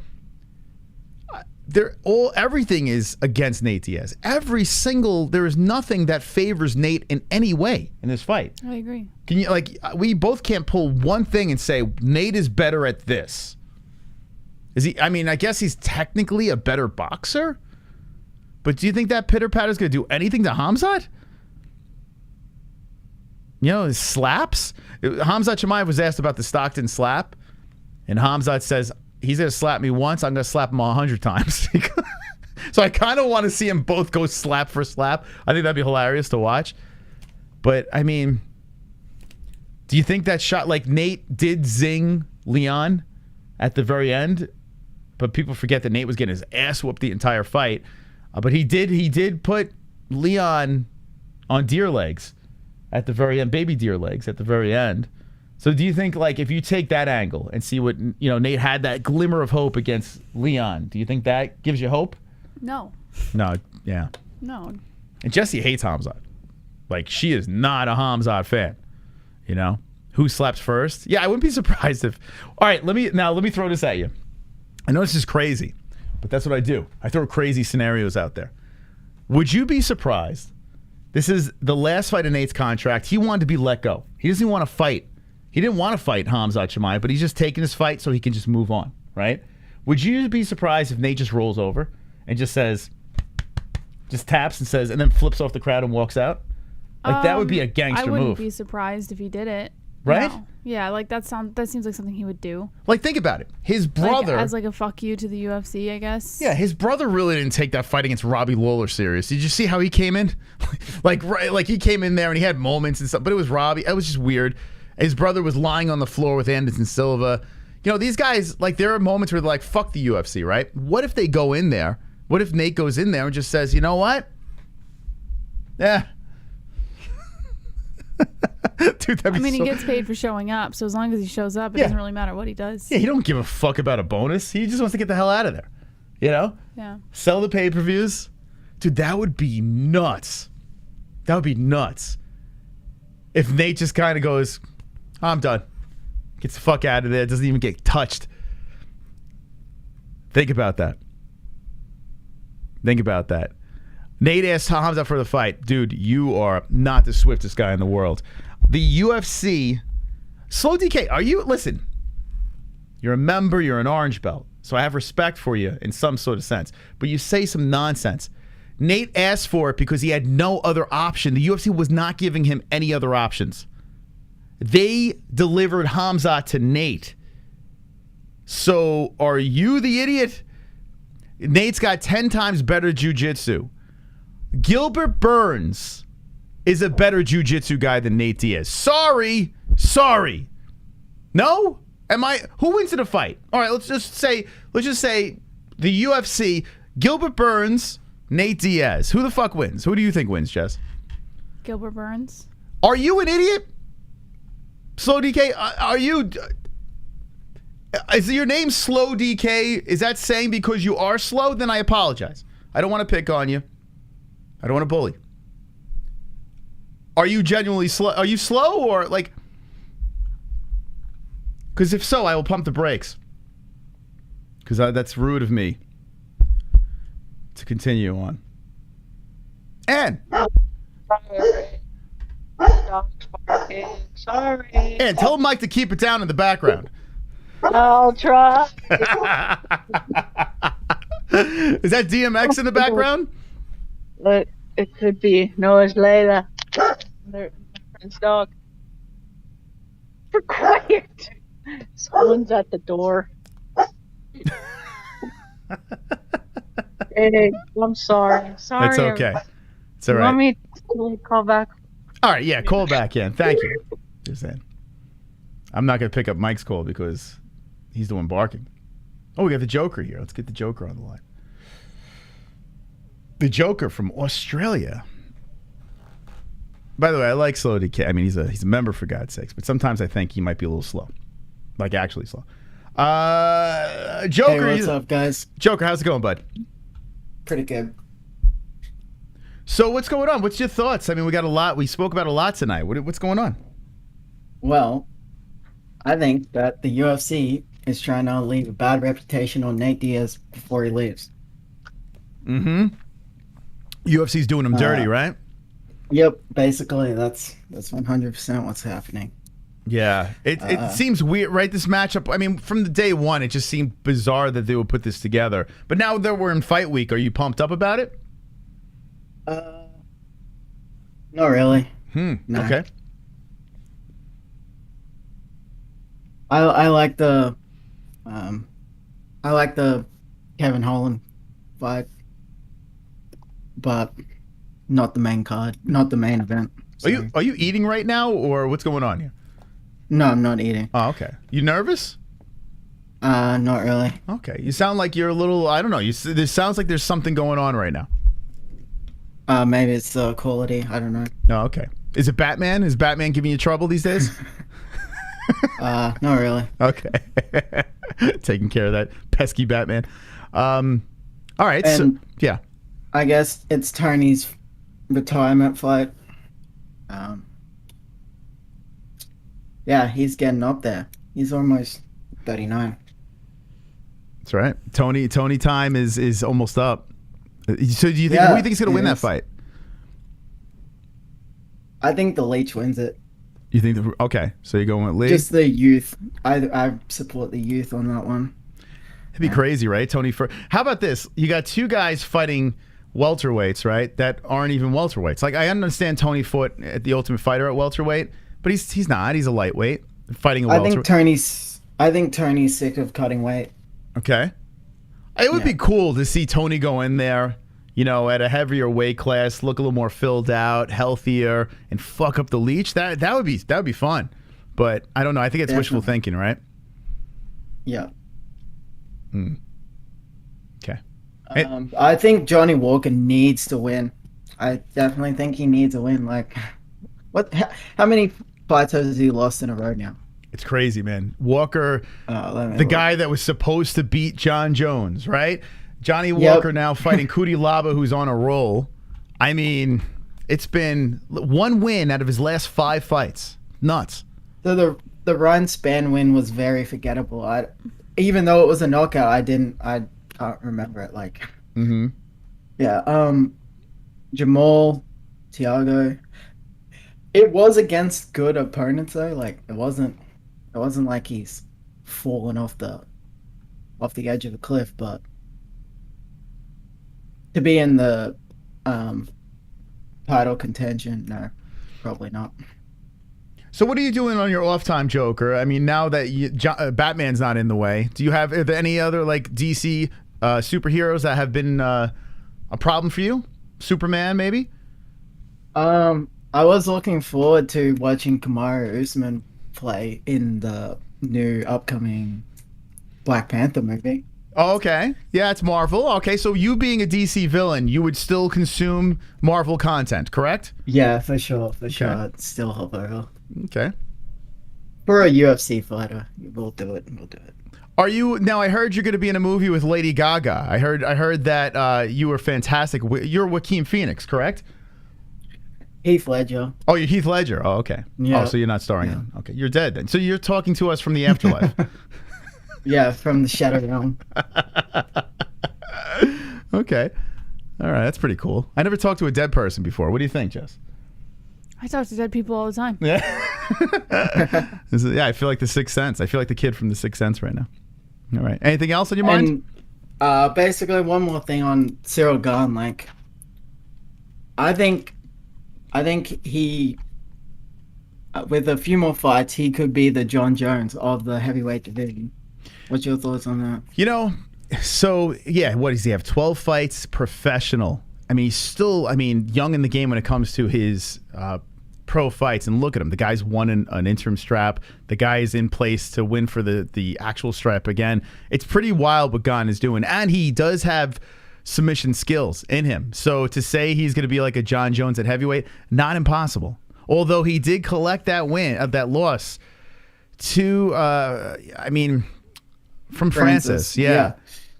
Not like it hurts him because I think he learned a lot from that loss. But yeah, if he can regain that, win back that L and redeem himself. Like, definitely before the Francis fight, I was thinking he could be the like undefeated heavyweight greatest of all time. I think he definitely could still do it if he gets that win back. Mm-hmm. If he beats Francis. He's very good. There's no doubt about it. Say what you will, the guy is excellent. And I think everyone has to give a lot of props to Francis for taking that fight. Like, injured? At the time, yeah, like at the time, the UFC was basically looking to cut him. Mm-hmm. Like, they wanted Ciryl Gane to win that fight and cut him and ride off into the sunset. Like, he took that fight knowing very well that he was the underdog. Yes. And he placed all his bets on himself, and look at him now. Like, they need him to. They need him. If he walks away, everyone's gonna say, "Well, Francis is the real champ." So yeah, there you go. Look at that. The Joker chiming in. All right, Joker. Yep. Well, it was a pleasure speaking to you. All right, thanks for having me. Be good, man. Look at that. The Joker coming in.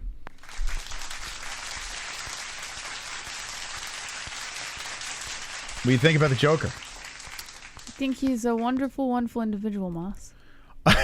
Hunter Gatherer says you need the tickle chair.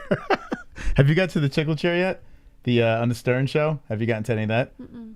Jesse's been doing like a lot of Stern research. She's like, every time I go downstairs, she's watching some sort of Not Stern research. It's just Stern entertaining. history. Yeah, she just enjoys like vintage Stern. By the way, we put on our community section. You got to listen to this. Stern's backstory with Joe Rogan. It's fascinating for those who don't know. I would definitely give that a listen. It's in our community section. Like after the stream is done, go over there, check that out. It's on another channel. I forgot the kid's name, but I tagged him in it. Very good listen. I know Stern's kind of like ancient news now, but still interesting considering there was a Howard Stern reference right there. Would you sit in the tickle chair? I don't even know what the tickle chair is. You got to get to that section of the Stern show. The Hearns. Wonderful, wonderful.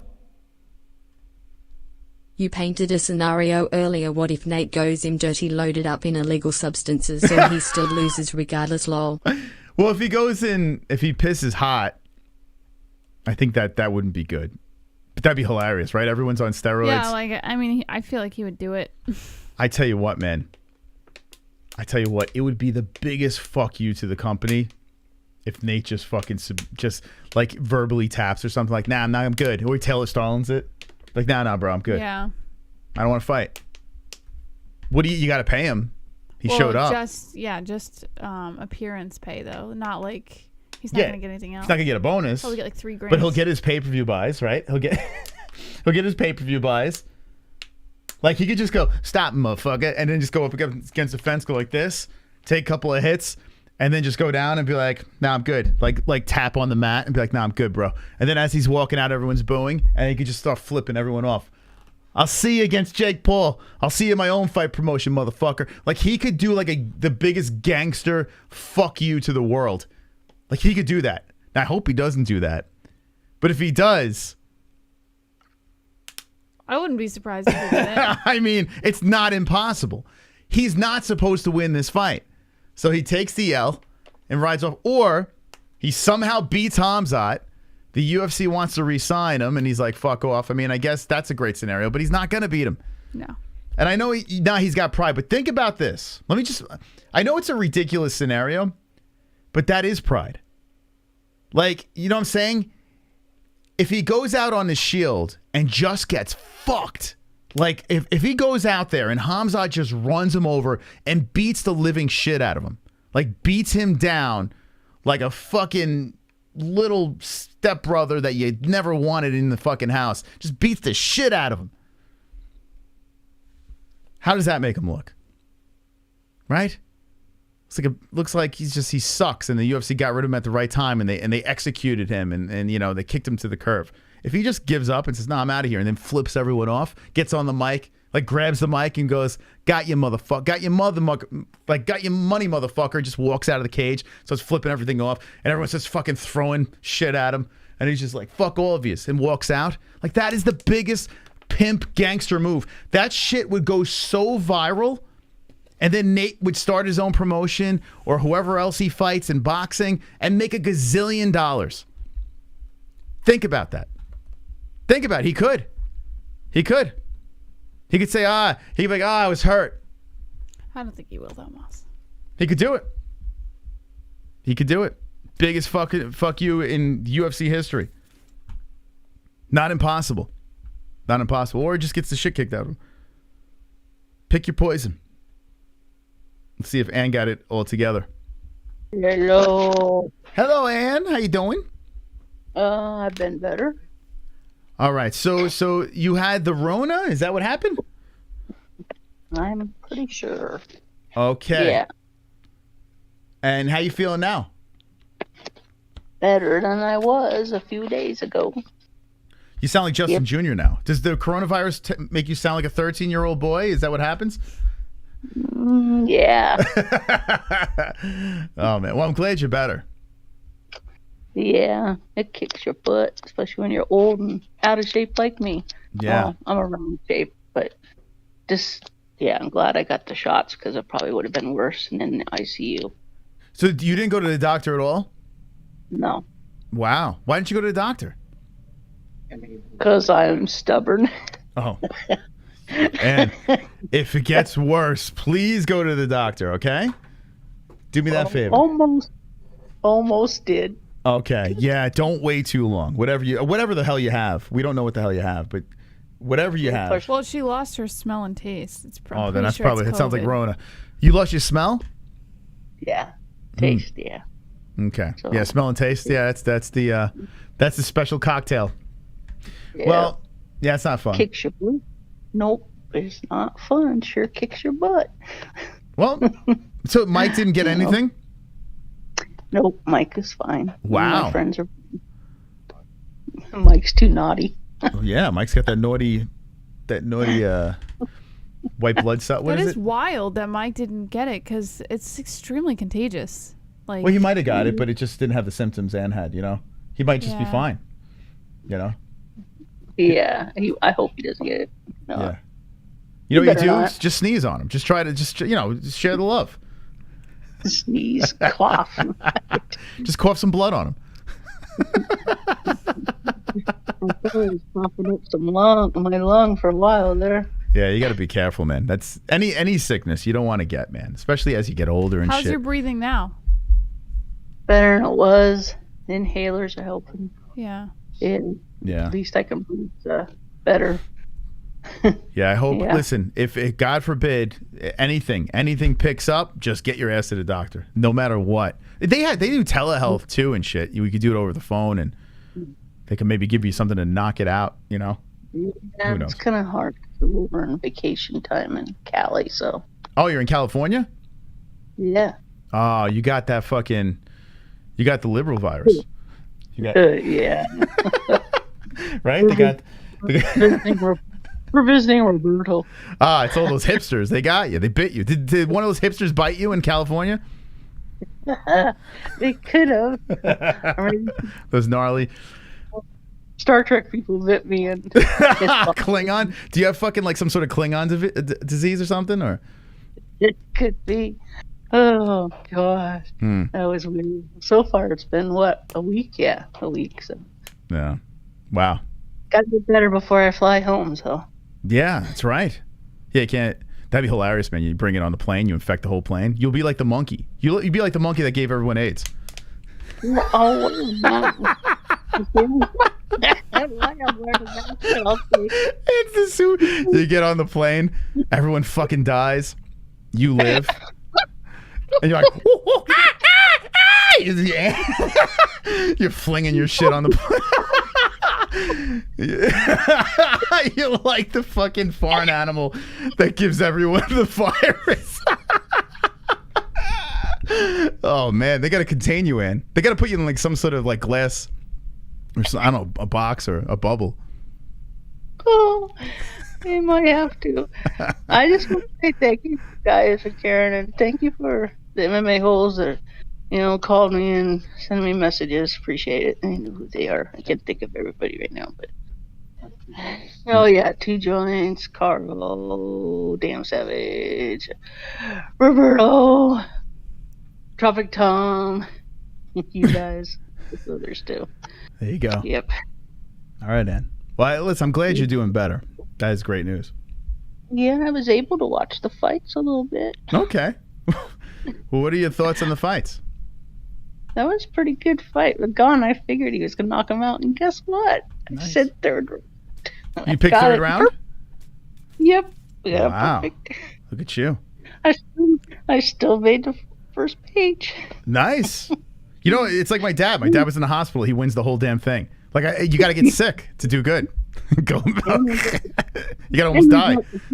We're 3 brown belt promoted in Tapology, so that's pretty cool. Yeah. Good job. Nice job, man. Proud of you.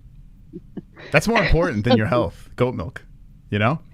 That's right. UFC, yeah, more important. Yeah, MMA-Holes. Let me ask you. We have 300 votes. What's more important, UFC or sex? UFC. UFC.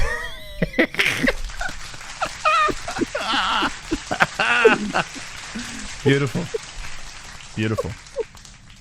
You might as well pass the phone to Mike too, because I saw Mike was on hold. If he wants to say something.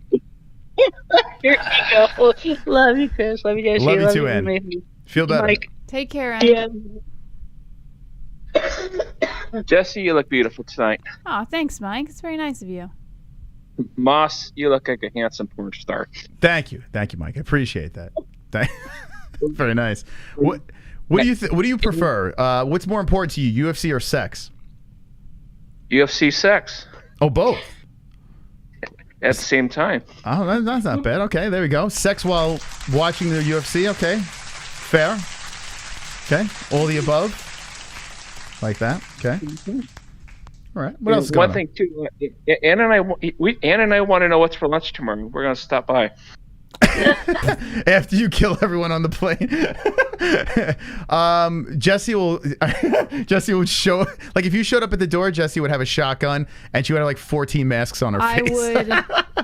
I would send out an alert through the county sheriff's department that people are trying to murder the people in our town. There's a rampant spread of the virus. That's crazy. So you're feeling fine, huh? Yeah, I think, I take my vitamins every day. My vitamin C and a couple other vitamins because I'm an old man. Other than that, I try to get my sleep. But other than that, and I done so many drugs. I'm already embalmed anyway, so fuck it. Oh, nice. Look at you. That's good. Yeah. So, it's like self-medicating, self-embalming. All right. Yeah, other than that, it's called say hi. Just haven't had time to call in. I've been taking care of the old lady. First day when we landed, she left for about 16 hours, and she was about 5 minutes away from going to the hospital because her breathing was really, really shitty. And other than that, she's been getting better. She's been drinking quite a bit of Gatorade and giving her protein shakes. Like I said. You're feeding her with protein shakes? Good move. Good move. Yeah, other than that, so. Nice. All right, very nice. All right, Mike, well, listen, you're a good man, and I hope Ann gets better soon, okay? All right, love you guys. All right, love you too, Mike. There you go, sex. I don't know why I said sex. By the way, Duke Chronic says, Bed Bath & Beyond owner jumped off the Jenga building in New York City? What? Did he? I've learned not to believe anything until you can prove it yourself. Is that real? Wonderful, wonderful. Tropic Tom. I have class. Someone explain Diaz Wolf tickets concept and if he should add that to his insults on the out since he's fighting the wolf. Okay, hold on a second. Someone explain Diaz Wolf tickets concept and if he should add that to his insults on the out since he's fighting the wolf. Too complex. I don't know. What does that mean? Do you know? The wolf ticket. I'm assuming wolf ticket concept meant what you were discussing when he would show up and just not. Okay. So just throw the fight. If he should add that to his insults, I don't know. So I'm gonna show up, just get a check, and then I'm gonna fucking tap. I'm just gonna fucking shadow box a little bit, and then I'm gonna make the wolf just jump on me. I'm just gonna go tap tap tap, and then fuck you motherfuckers. You just paid $75, and you motherfuckers paid like $3,000 for the front row seats, and I just fucking tap. I'll be fighting Jake Paul, you motherfuckers, and let's go. Wonderful, wonderful. Is that what he's saying? I guess. Okay. Thank you, Tropic Tom, for the donation. Appreciate that. We got a couple of new subscribers over here. Ammo coming in, hanging with the boys. An unexpected error has occurred. Super Chat isn't going through. Already signed into Discord. All right. Well, thank you for jumping into Discord. If you'd like to drop a donation, Streamlabs. Link in the description.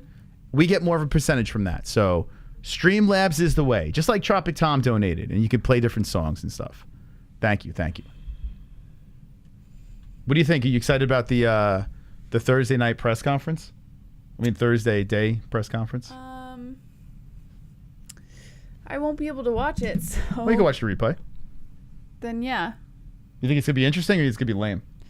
I hope it's not lame. I feel like all the press conferences kind of haven't really been delivering, so... Well, think about this. Khamzat's going to be like, I'm going to smash you. I'm going to smash you. I'm going to smash you. I'm going to smash you. I'm going to smash you. And then Nate's going to be like, no, Nate's probably not going to say anything. Yeah, I think it's going to be kind of boring. Yeah, Nate's just going to sit there, nod. He's going to fucking take a couple of, that's right, I'm here, and just take like selfies and shit. He's going to say like 4 words, Nate. And Khamzat's going to be like, smash, smash, smash. You do have El Kukui, though. But then he's fighting a guy that doesn't speak a word of English. It might be the biggest, it might be like a special needs press conference.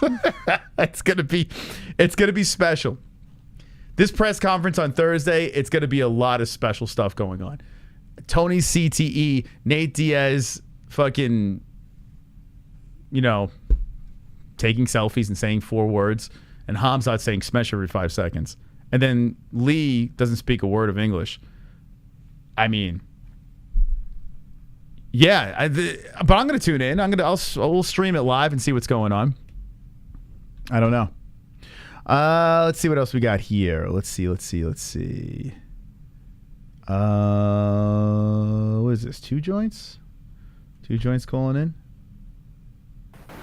2 joints, how you doing? Chris, how you doing, buddy? Hey, what's up, man? Can you hear me good, brother? Yes. Okay.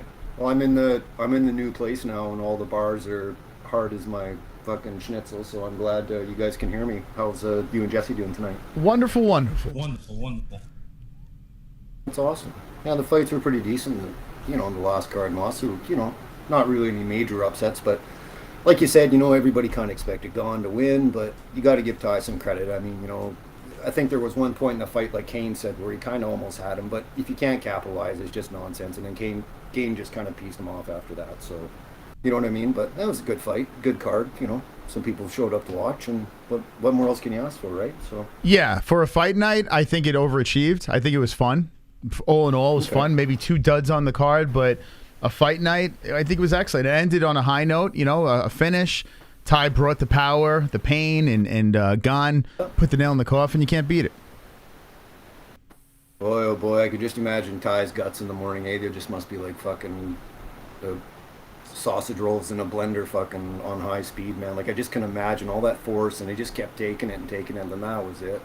I mean, your brain eventually says, okay, there's some fucking 6'4" dude that keeps hammering my liver, and I think it's time to fucking just kind of stop. I mean, it isn't being a chicken shit. It's kind of like maybe a little personal survival. I mean, a lot of people say, well, I'd rather black out than tap out. But I mean, like, honestly, Moss, you've been in fights. I've been in fights. There's been the odd time where it's like, oh, fuck, this is going to be one of those times, right? So, I mean, I think Tai's going to learn from it. He's a hell of a good fighter, and we kind of just move on from there. So. That's right. Well, there is an image going around of Tuivasa. I was trying to look. The Discord's on fire, man. I was trying to see if I could pull it up. The Discord's always... Fuck, Moss, the Discord's on fire like Richard Pryor, man. It's been fucking really swell these last couple of months. Like, we've got some different talented folks in there, and I think it's kind of get them kind of mixed together, and makes for an entertaining little situation. And, we're all, we're international. We're not all fucking Americans or... Canadians. We're all in different time zones, and I think it's pretty funky and cool that you can talk to somebody at 2 in the morning or 6 in the morning or whatever. It's not like you call them love lines back in the day, Moss, when you're horny and you had to spend fucking $4.99 a minute to listen to some girl that probably looked like a bag of fucking Ichiban noodles telling you she wanted to blow you. I mean, Moss, it's just more easy for people to communicate on this channel is what I'm saying, and I appreciate you guys for it. Thank you. Well, yeah, the Discord is like an extension of the YouTube channel. It's kind of cool to see you guys like making buds outside, and it's it keeps the party going. Dude, I honestly haven't cried for about 3 fucking years, and I heard Annie wasn't well, and I called her up. I just want to make sure she was all right, and I just about busted, man. I couldn't take it because I care about people, right? And people can call me a simp, but Annie's no different than Sean or Savage or you or Jesse. I mean, somebody gets not feeling great, it bums me out, so I'm glad we had a little chat, and she called tonight and told us she was all right, and that's more important than UFC or a lot of things right now, because she's a big part of this channel. That's right. Big part of this channel. So how's Jessie doing? I mean, she hasn't said much. I mean, I'm a little worried she's still upset from the couple What am I supposed to say? With these phone calls, she's riveted by what you're saying. Everyone gets like this interpretation of me, and I'm at the point now where it's like I'm not in control of your guys' feelings, so whatever you want to think is up to you. Like, I'm good. No, Jesse, it's nothing like that at all. I mean, we've been friends for 5 years, and I felt really bad the last time I kind of cut you short, and I did feel like shit about it, and I'm going to say sorry, and I just hope we're still cool, because you and Moss are just a huge kind of part of my mental health positivity flow, and I wouldn't want to upset you or hunky chunky Ginger beside you. So don't worry, Two Joints. It's going to take a little more than that to hurt my feelings. Oh, okay. On the bright side of things, Ellie's I seen her on Facebook, and that was pretty cool. You know, Moss was telling her to say spiral, or can you throw a spiral? And Ellie was like, ah. It's super cool. So Behind the scenes. anyways, behind the scenes, yeah, you guys are a real family and two really good people. So, but just a quick call, Moss. We'll let somebody else kind of chime in and share their knowledge. And I just want to let you guys know, thanks for having me, and we'll talk to you next time. All right, Two Joints, be Take good. care, 2 joints.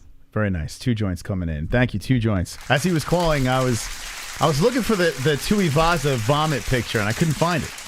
I was literally scrolling the whole time, so I kind of missed what Two Joints was saying, but he said some nice things, right? Mm-hmm. For the most part. Nice Yeah. guy, Two Joints from Canada.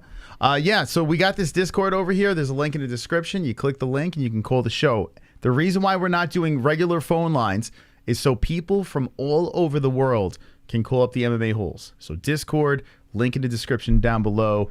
Find our icon and give us a ring.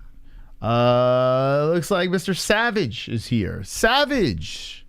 Damn Savage, you there?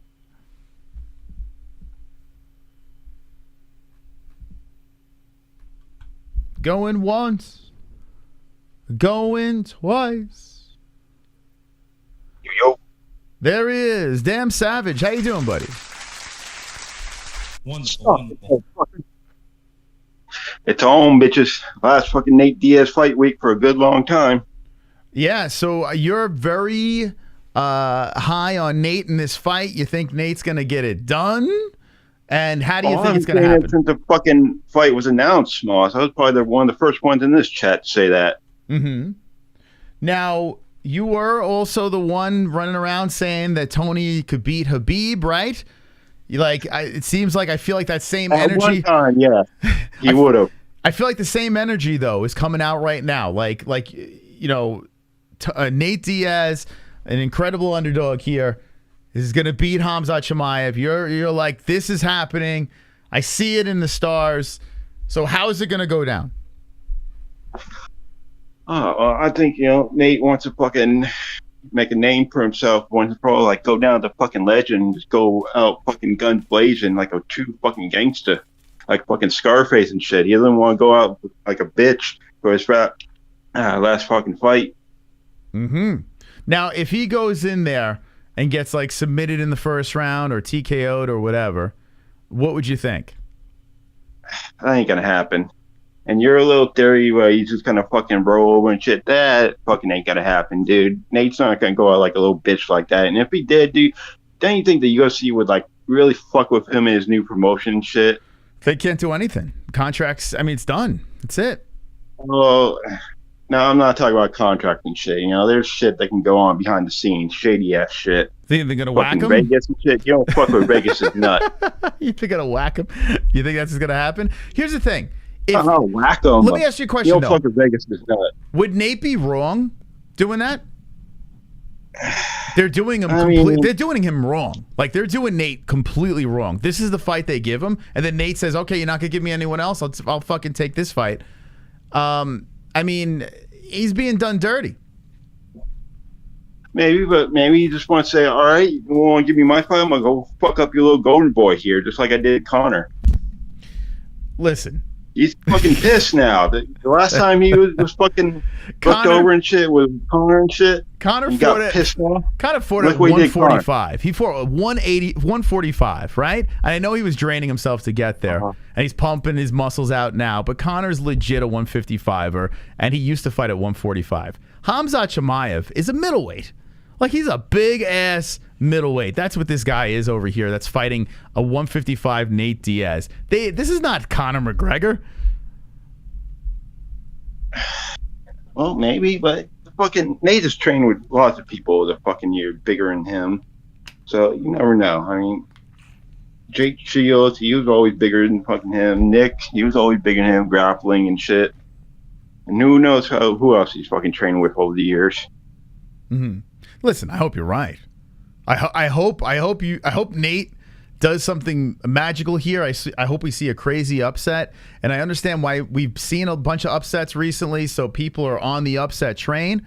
But in this fight over here, this is different. This is not. This is literally weight classes apart. This is just a fight that shouldn't even be sanctioned. Weight's not always a factor. Like back in the day, fucking Gracie tapping out anyone bigger than them. So you think Burns couldn't submit Khamzat, but Nate will? You never know. It could happen. 'Cause I don't think fucking Khamzat's taking this shit too seriously. I mean, he's fighting with Paulo. He's saying he might go up and fight Izzy if they're going to do the fucking trilogy with Leon Edwards and Usman. So, you know, he's looking past fucking Nate already. He said he's just going in there to fucking do the UFC dirty work as a fucking hitman, dude. He's not taking this shit seriously. See, I think after the worst thing that could have happened to Nate is the Gilbert Burns fight happening, because Khamzat went, you know, into deep water. You know, Khamzat felt a war with Gilbert Burns, like he was there. So now he's got that under his belt. He got past that. I think if he didn't have that and he was just finishing guys in 10 seconds, you know, Nate had a chance to surprise him. There's no surprises now. Like, what is Nate going to do, man, besides open hand slap him? That's all he needs. Middle finger to slap and the fucking finger point. I mean, he does all those 3 in a row. The ref's got to fucking stop the fight. It's like a power move in a video game, right? It's like Street Fighter and shit. It's like a combo. It's like his superpower, like his finishing move. Okay. And there's a reason fucking Khabib didn't want a piece of him after that fucking brawl they had in the fucking arena. I tell you what, if Nate wins this fight, it would be so much fun. It really would. It would be so much fun if Nate wins this. And if Tony wins, like, I feel like the UFC is like, fuck Tony, fuck Nate. Like, they're just shitting on these two. Super chat. Oh, Blue Couture, thank you for the 99-cent donation. Appreciate that. Thank you. You got it Yeah, working. and that's another thing. We could possibly see Nate lose for his fucking final fight and Tony lose and possibly retire in the fucking cage right then and there the same night. Yeah. That fucking happens, man. I don't know. You might not hear from me for a couple days.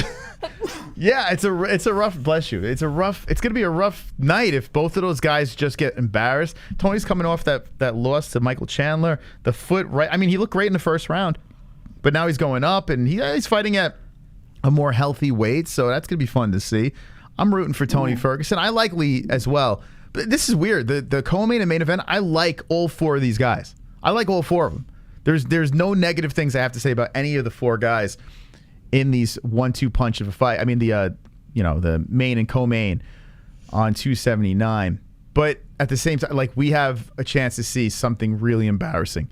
Like, if Lee runs over Ferguson and Khamzat runs over Nate in the first round, how does that make the UFC look for sanctioning these fights, like putting these fights together, matching these fights up? You know? Yeah, it's not going to be a good look and people are going to be disappointed and shit. Yeah, the UFC prides themselves on matchmaking. They always run around. You always see Dana White saying, we have the best matchmakers in the game. We would never match up this and that. And then we have a card where we could see 2 deaths of 2 legends of the UFC against guys they shouldn't be fighting. You know, think about that. Well, that's what they want. They just want to push them out and let it be like. But it goes against. Let it be over with. It goes against everything that Dana says. You know, this could be a massive disaster for the UFC if Khamzat runs over Nate and Li Jingliang runs over Tony in the first round. Both first round finishes. Like, how does that make the UFC look with matchmaking? You know what I'm saying? Dana could never run his mouth. I don't care. I think they're just going to be happy to be rid of them. Damn, man. It's crazy. Oh, Dana with all the usual, it's better than boxing cards. Yeah. Well, listen, with me saying this, let me just make this very clear. I am incredibly excited about this card. Very excited. Even though there could be a massive 2 murders at the top, I can't wait to pay for this and watch this. I can't wait. Are you paying for this? Or are you going to do the dirty internet dance? We'll see. Okay. I tell you what, man. This is one event. It should not be happening, but take my money. Take my fucking money. I'm interested in some odd way. I'm interested. But it's nonsense. That's going to be fucking awesome. I just got this feeling Nate's going to fucking pull it off like a fucking movie, man. All the odds are fucking against him and shit. Like, all the fucking Rocky movies and shit. This is Nate's fucking Rocky moment. Mm-hmm. This is fighting fucking Ivan Drago and Clubber Lang in the same fucking night almost. Yeah, I mean, this could be his swan song. He beats Khamzat Chimaev and rides off into the sunset and does whatever the hell he wants. But here's the thing. Let me just say this. Nate beats Khamzat Chimaev, right? Just in a perfect world. Nate beats Khamzat Chimaev. He moves on, says, fuck you, UFC, fights Jake Paul, and gets knocked out in the first round. You gotta ruin everything, man. That Khamzat win goes right out the window. It goes right out the window, and then he gets smoked by Jake Paul. like it's just like, oh, fuck. You know what I'm saying? Like, I feel like this is not going to end well no matter what. Hold on a second. Fuck this. I want to hear from all the people who are choosing Nate to win on Saturday. I want to hear them now, not Saturday night. Saturday nights tend to be when all the MMA scholars come out along with the people who bet $10 on dogs. Yeah. Saturday night, all the fucking geniuses are going to come out. It's true. I'm saying it right now. Nate's got to fucking take it to him like Gilbert Burns did. You see that shit when someone actually took it to fucking Khamzat? You know, that was a different story. You just got to go in there. Don't be slow to start. Okay, damn Savage, you got to put your name on the line here, okay? Because you could just say, hey, I'm picking Nate. You have to put your name on the line. You have to say, you are the moderator of the chat. You are a sexy MMA hole. You've been with the community for a long time. People look up to you. You need to tell these people right now, if Nate does not win this fight, what would be the consequence for Damn Savage? Will there be like a name change or something? Like, what would happen? What would you do? Because you really fucking hate my name, don't you? Well, what would you do if you really believe Nate's going to win this fight? What would you put on the line to this community right now? Fuck, I don't know. What do you want, my wrench? We take your wrench away? Dude, we might as well take it away tonight then. Oh, God. I mean, would you put the wrench on the line? Yeah, sure. It's officially on the line. If Nate fucking loses, you can take it, give it to fucking Sean Hart. Oh, my God. Oh, my God. Let me just say this right now. There could be a removal of the wrench. They're saying, take his wrench in the chat. Well, the stipulation was that you give it to Sean Hart. So it goes to Sean Hart, which is fair. I think Sean Hart would be responsible with it. I don't think he'd be banning people every 2 seconds. The Joker's saying take his wrench. Okay, we have the moderator on the line. Very good moderator, as in Savage. He is saying that he will put... I don't know if I you want... know that wrench is gone. I don't want Savage to leave. Okay. But if I'm right and Nate wins... What do we say? Mom's got to shave the beard. I got to shave the beard. Oh, God. I won't stand for it. How about if he's right? He can throw it back, but he just got to shave But it. here's the thing. If you lose the wrench, you will never get it back.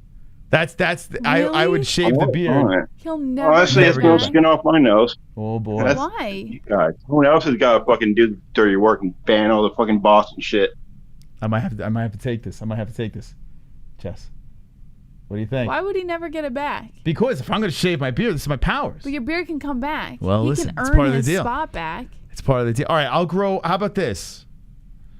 All right, there's a chance he could get his wrench back, but then I have to do like a like a fucking Hulk Hogan mustache, like a big fucking handlebar mustache. I remove the beard and I have to do a handlebar. What do you think, Jess? No? Okay, how about this? If I lose my wrench, I can't get it back until I win a goat milk. I just gotta win one card. You have to win. All right. Well, that's fair. Yeah, that's fair. I don't hate that. Give me something number 4. Okay. All right, Jess, you're pretty muscle creepy without the beard. No. Just go back to the beginning of the YouTube channel. Please. I had no beard. Wait, what do you mean? I had no beard in the beginning of the YouTube channel. What are you talking about? You had a beard when I met you. That's when no, I didn't actually. You did. No, it was a stubble. No, well, it was still Stubble. there. That wasn't a beard. This is a beard. This is a beard. What if I shave down the middle of my head, Jesse? Why would you do that? The reverse. So that all of our neighbors can look at us and think that I'm married to a retard? Like, they already think that. Ugh. Yeah, but I'm not, you know what? I'm not the one here putting my name on the line. Mr. Savage is. He's really going out there and saying Khamzat Chimaev's going to lose this fight. I mean, that's a very bold statement. And Kainoto coming in saying that a lot of people are, not really putting their money where their mouth is tonight, and then they're just going to come out of the woodwork on Saturday. We see it all the time. So Savage is saying, I'm putting my money where my mouth is. I'm putting my wrench where my mouth is. I think fucking Khamzat's overrated. Fuck that guy. First, he's fucking not giving Nate the proper respect. Now he's fucking my man Paulo Costa. Fuck that motherfucker. Okay, the wrench is on the line. The only way you get the wrench back is if you win a goat milk. That's fair. I think that's fair. So what do you do? I do nothing because I'm not doing anything in this bet. Not doing anything. Okay. It's not my bet. People want Savage to put his money where his mouth is. That's what they want. I'm rooting for Nate. I'm rooting for Nate, actually. I don't think he's going to win, though. I don't. I don't know. Paula could show up to the fucking arena and Nate some secret juice. It's over. Roberto. 2 tickets, decent seats, $1,000 with the tax. Hotel $300, gas food, $1,500. What I'm paying to see Tony, Nate, and Rodriguez fight. Let's go. Oh, you're going. So Roberto said... Holy shit. So you're spending... Oh my God, you're spending almost $3,000. It's the Hearns. It's the fucking Hearns, man. Hearns don't care. Fucking pocket change to him. Yeah. This is the fucking La Tortilla, baby. This is the high score king, Hearns. What do you think this... Jess, what do you think this is? While you're at it, can I have 3,000? This is the Hearns, baby. So he said 2 tickets, 2 decent seat tickets, $1,000 with tax. That's with tax. So $500 a piece. Hotel $300. Gas and food is $1,500. $1,500 what I'm paying to see Tony. So $1,500. Oh, he's paying $1,500 altogether. Altogether. Oh, that is okay. fucking fantastic. I was adding the $1,500 to the $1,300. To see those two get murdered. To see damn Savage lose his wrench in person. Not gonna happen. Nate's gonna win that shit. And fuck all y'all. The Joker's coming in. Joker has something to say to you. How about this? If he wins, you have to send him a sample from CBDX.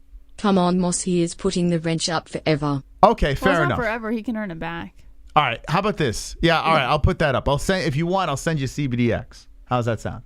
You pussy moss. Listen, you're getting high, baby. High. You Are you going to use See it? you, brother beard. But whatever. If you're gonna be a pussy, Well, here's the I'll take deal. CBD. Here's the deal, Mr. Savage. This is about you tonight. This is where you can shine. You can get the last laugh at every MMA hole out there that's ever doubted you. You know, it's not just saying, "Hey, this person's gonna win." I'm putting my wrench on the line. This is like an iconic moment here on the MMA holes. I don't have to do anything. This is you. This is where you solidify yourself as one of the GOATs. Or fall flat on your face and lose a wrench. Whatever. It is what it is, homie. I mean, come I'm on. confident, mate. Okay, so the wrench. So is it confirmed? Is the wrench on the line? It's on the line. Whoa! Shake on it virtually. You heard it here. What's today's date? The 5th. It's the September 5th. Mr. Savage only has the wrench for a couple more days, so he's gonna start ban. You better act right in the chat because he's about to ban all you motherfuckers. He's gonna get his money's worth before he loses that wrench. Yep. Oh my God, Savage. This is. I don't know if I want you to do this. I might have to talk you out of this. You know, Jess? Yeah. Because he's got to win goat milk to get I his mark wrench back. this as the day that Drunk Savage lost his wrench. Why don't you have any faith in me? I want to so badly. Oh, then you guys are gonna have to take care of all the bots and shit. I can just sit back and enjoy the fucking stream. Yeah, well, we're gonna have to say we're gonna have to get Sean Hart now. I don't even. Sean's it's not even in the chat now. Probably he's probably He not even disappeared there. because once he heard that the wrench was coming to him, He's he like, was "Oh, like, mate, too much work he's for like, me, fuck mate." This. Any other backup plans? We need to do our auditions Give it for to Kevin from Chicago. Come on. Who wants the wrench? Who wants the power when Drunk loses it on Saturday? Who wants it in the chat?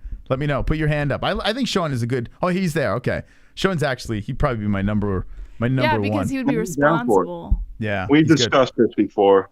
Oh, in case yeah? I died, you would get the wrench. You put in your will. You put the wrench in your And will. I leave my wrench to Sean Hart.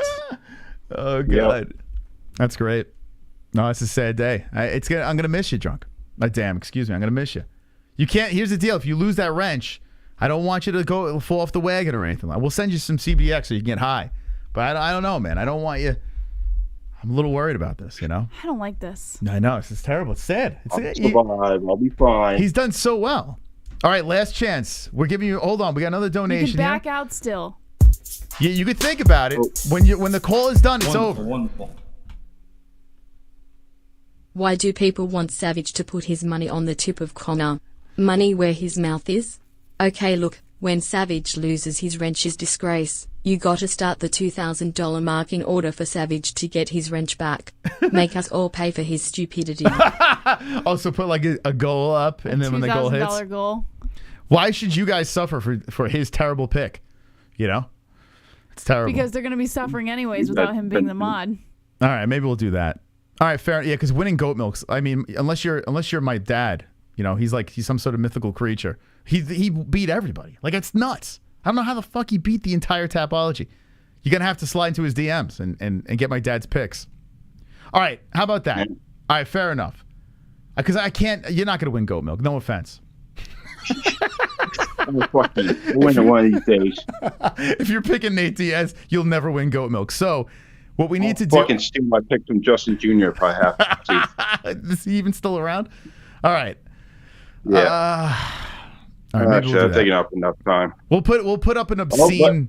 We'll put up an obscene bar. If I fucking win, I'm calling in. Oh, it's gonna be worse than when Sonya won with Jesse. Okay. Won the belt. It's gonna be worse than that shit. If you do win, you will be part of our reaction for sure. I like Kainota's idea. We should put a countdown timer to the exact hour that Savage loses his wrench. The countdown. Oh wait, we can put it on Instagram. Be like 1 day and counting until Savage officially loses his wrench. You want to do? All right, Jess, do me a favor. Community post every day. Just do a countdown. Damn Savage. What's his avatar? Hold on. What's his avatar? R.I.P. Savage's wrench. Every day. 3 days I and know counting. fucking right now with it, like in the first Thor movie when they took away his hammer. He's gonna do that with a fucking wrench. What's your avatar in the chat? What is his avatar? Do you know? Savage's wrench has cancer and only has 5 days to live. Okay, it's Paulie. All right, so Jess, can you do me a favor? Paulie We can Walnut. schedule it today. You can pre-schedule it. Can you schedule like just the countdown to Damn Savage losing his wrench? All right, Saturday is the end day. All right, on the community section, we'll do that. Nah, ain't gonna happen. I believe in Nate. Okay. Stop them motherfuckers. Okay. All right. It's on the line. All right. It's a deal.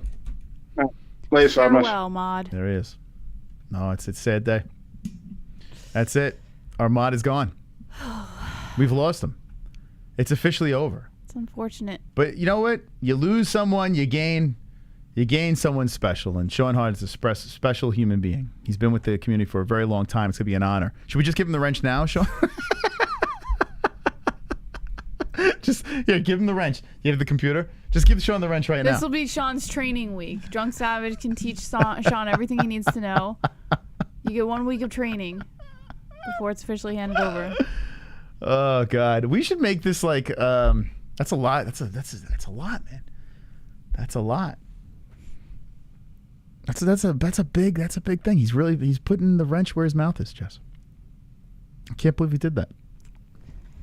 Well, this moment will go down in history. If Nate Diaz wins on Saturday night, Damn Savage etches himself in MMA Hole history. He came on the show and he said, I will put the wrench on the line. I believe this pick's going to win. None of us have ever put anything that big on the line. I mean, people pay big money to have a wrench on this show. You know what I'm saying? Damn Savage is about to give. He's preparing to give it up. That means members only. Oh, he's a member. Okay, so he's good. Shit, man. What do we got? 10 minutes But left. he won't be involved in wrenches only. All right, if you want to call the show, let us know what you think. I mean, what do you think about that bet? It's crazy. Discord, link in the description down below. Get your final thoughts over here. I can't believe the Damn Savage has given up his wrench. Let me know in the chat if you think Damn Savage made a horrible, horrible decision. Wrench for $5, bro, on sale. Nate will find a way. Well, I hope he does, for Savage's sake. This is more of a reason to tune into our show on Saturday, Jess. I mean, now, like, the whole show, the storyline is Damn Savage's wrench. Like, this is like side drama beyond. This is unbelievable stuff. I'm gonna mail you a wrench when I win. He's riding with Nate till the wheels fall off. Are you guys breaking down the whole card? How about break your face? How about that? Yeah, well, listen, we got all week to do it. We were talking about the top two over here. We have Sam Alvey coming on Wednesday night. We'll be talking to him about the card. We'll be discussing it on Friday as well. So if we miss anything tonight, don't worry about it. Go We to got you all Discord week. memes. We got you. Kainoto made a tribute to the wrench. Oh, God. All right, let's see. Let's see. We go to the... this is why you got to be part of the Discord.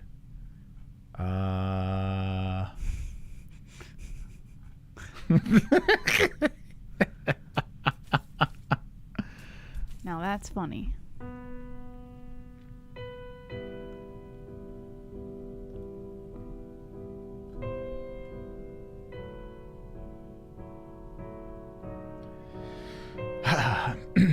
Nearly beloved,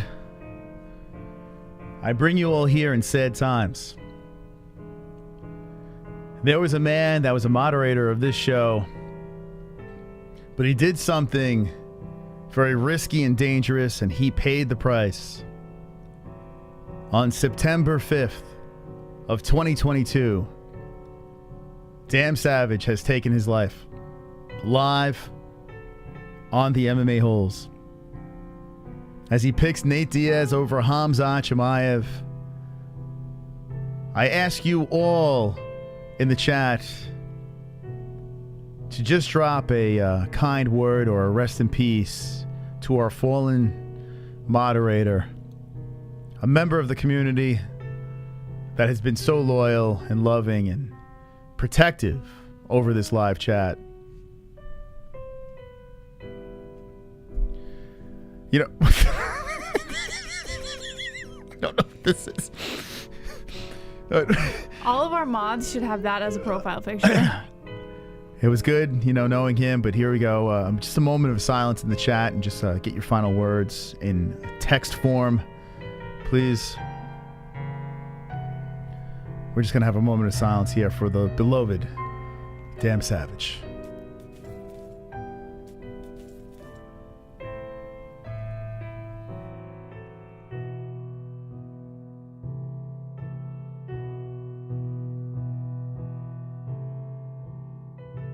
That's right. He wasn't even 40 years old, was he? I don't even know, Jess. Did he even make it to his 40s?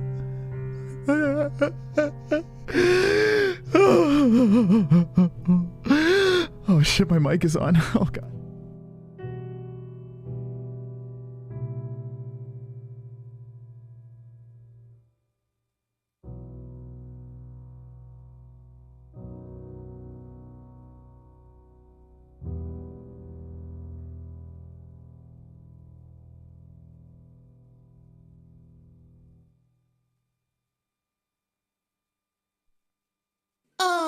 Super chat. The Zeus. I stand with Savage. Though, I'm the worst picker in the community. Trask. We should call, my dad's probably sleeping. I was saying we should call the Goat Milk King. Yeah, I wouldn't call him right now. Did you put him on the scroll yet? No. All right, we gotta get him on the scroll. You gotta call the Goat Milk King. All right, 5 minutes left in the show if you want to call up.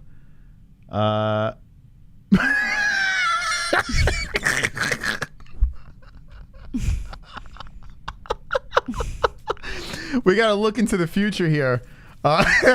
We gotta look. We gotta look into the future here of what's good.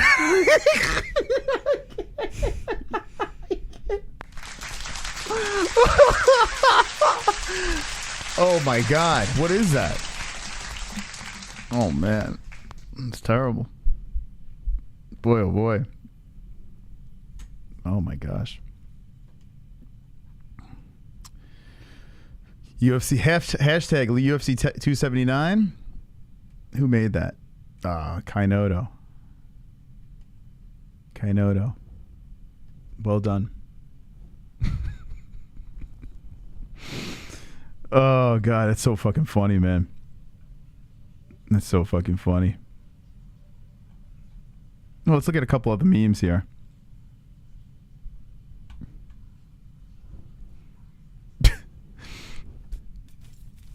Let's check out some more memes. Hey, thank you guys for the donations. Thank you for the likes. If we get 150 likes, that'd be the goal of the evening. Thank you for that. What the fuck?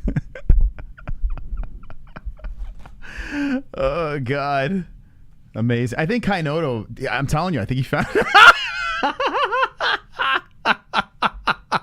I can't. Oh God, I love you. I know. Oh my God, fantastic. Oh my God, I'm telling you, I think the Gane face is better than the Usman face. I'm about to swap. Should we let me know what one's in the chat. Should we swap Usman for the Gane face? I think the Gane face is even better.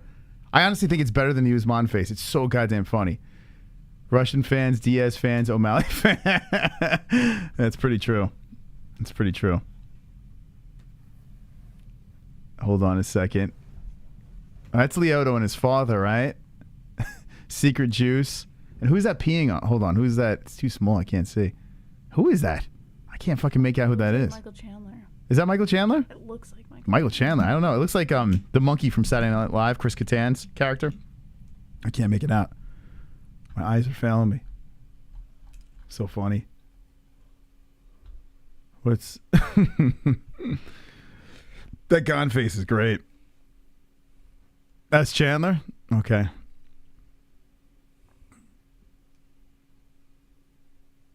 Oh, it's a pro boxer. Manuel Marquez. Oh, this Gane face is so good. I think we should change it.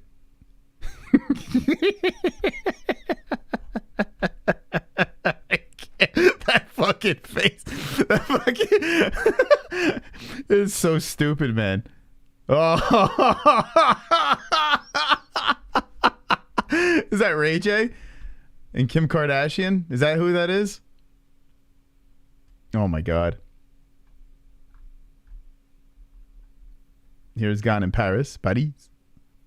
He's like a mime. Look at that. Cyril Lepew. That face is so fucking funny, man. Oh God. Oh, see, this is racist. He's in whiteface. Can't do that, Jess. Can't do. What about this one? Cracked me up. This is our buddy on Instagram. Look at the infamous picture. Real Fight Talk. Give this guy a follow on Instagram. Dude, I was laughing so fucking hard when I saw that. There he is skydiving. He's adorable. Here he is surfing. What do you think, Jess? Do you like this face? Love it. So funny.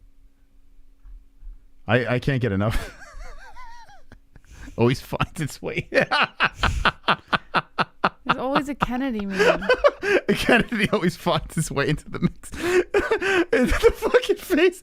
The face is like, oh God, it's so funny, man. What about this one, Jess? That's just wrong. It's just wrong, man. It's just wrong. Can't keep it there. But yeah, it's pretty much like Mr. Potato Head. It does look like that, right? We could laugh because he won. So to the people out there that are so sensitive, you know,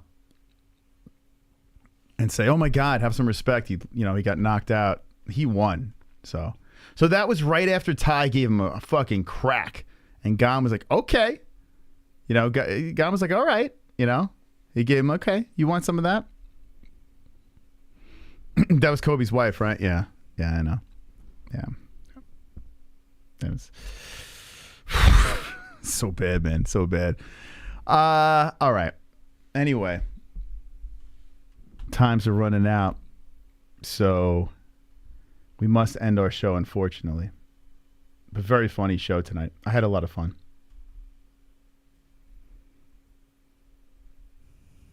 The fuck is this? Rest in peace, Nate. And that's his head exploding. Oh boy. All right. Well, a lot happened tonight on our show, so hope you guys had a good time. I'll look at the stories real quick that Savage threw on over here. Let's see. All right. So we did David and Goliath. Rogan. Lords. Demetrius Johnson doesn't understand why he's not in the UFC Hall of Fame already. He should be. I agree with that. Khamzat Chimaev okay with Leon Edwards versus Kamaru Usman trilogy next. Could pivot to Israel Adesanya. So Khamzat okay with Leon Edwards versus. I mean, yeah, some may say that he's looking too far ahead with all his crazy matchups and this and that. Kamaru Usman admits he kind of low key a fan of Colby Covington. What do you think about that, Jess? I don't believe it. You don't believe it? I think so. Like I was watching on Rogan. I think Kamaru gets it. He respects the game. You know, like these guys are playing games. I don't think he really has any ill will towards Colby. Colby said some fucked up shit. But at the end of the day, like they whispered into each other's ears. And I forgot, what was it? Mergliata? I can't remember who the ref was. It was like, all right, guys, you know, enough, get a room. Like was joking around. So they were very respectful afterwards. I guarantee behind closed doors, these guys are fine with each other. It's all business, you know? Robert Whittaker downplays criticism of Israel Adesanya recent fight. I'm pretty sure he gets paid to win. Respect. You know, Izzy catching heat for being boring. Nate Diaz starts his own promotion, Real Fight Inc., ahead of UFC 279. Real ninjas, real fighters, real shit. What do you think? I don't know. I guess if any time is the time to promote something, it's now when he has the spotlight. He is on his way out the door. Well, I mean, Jorge has another promotion, and he still fights with the UFC, so it's not completely done. Like, who knows? Maybe the UFC somehow... I mean, if Nate wins, you would love to see him fight Leon again, right? For the belt? Like, I mean, come on. Let's go. You know, it doesn't make any sense, but, I mean, it's massive. It's massive. Chris Barnett reveals 30 hours before Martin Bidet fight, he had to make a decision on his sick wife. Thanks, Dana White, for calling and taking care of him. That sucks. How's his wife doing? What's up with his wife? Chris Barnett. Yeah, he's on this card as well. We'll dive more into the card as the week progresses. You see anything about the wife? Let's see. I don't want to read the whole fucking story. The entire camp to fight a wife battling. What is this? Encephalitis? What is that? What's encephalitis? Encephalitis. Do you know what that is? It sounds familiar. I just don't know what it is. I was looking up Tai Tuivasa throwing up. Couldn't find that. Encephalitis. Okay, what is it, Jess? Inflammation of the brain. Oh my God. Did she live? Hold on a second. And unfortunately, she later passed away in May. Oh my God! With his wife in the hospital. Barnett says some days he wouldn't get any trauma and training in. Excuse me. And on fight week, he got a phone call from the hospital that he need. Oh my God, dude! What the fuck? Oh my God! How old was she? They called me 30 hours before the Bidet fight, saying I needed to make a decision. Barnett said, "Upcoming episode of Just Scrap Radio with BJ Penn." I was like, huh? What do you mean? When I left, she was fine, and this is popping up. Oh, my God, dude. Oh, I can't even read the rest of this. It's fucked up. Dude, that's messed up. Remember. Yo, it was funny. Like, I was going to go. Not funny. I was going to. The last stream, I had my barber was talking to me, and he was telling me this fucking story. He has this big scar on the back of his head. I know I'm going late, but who cares? He's like he's 21 years old, young guy, and he's telling me this story of how he was in his car. He lost his dad when he was 15, and they're driving on the main highway over here, and a truck, a big tractor trailer truck, fucking hit his father and him in the car, knocked them off the highway onto another highway, smashed into another car. His father died. The car he fucking flew into, everyone died in that car, and him at 15 years old rushed to the hospital, the only one that survived. And I'm sitting there getting a haircut with this kid. I'm like, is this some Final Destination shit? I'm like, what the fuck? The guy that drove the truck got away. So swerved into him and got away. Everyone died but him. And I was like I was looking at this guy like, what the fuck? Like, I couldn't believe it. And I'm like, all I'm thinking is don't sweat the small shit. Like, don't fucking sweat the small shit. Like, I just kept on thinking that, right? I'm like, this is crazy. Like, anything stupid comes in my mind, I gotta stop. I gotta get myself the fucking out of it, right? I can't think about that. Life is too short. You hear things like that, you gotta take a step back and stressing about nonsense. And then reading this story over here, and this guy fucking lost his wife. Dude, nothing's guaranteed. Everyone dies. It's just a matter of when. You know?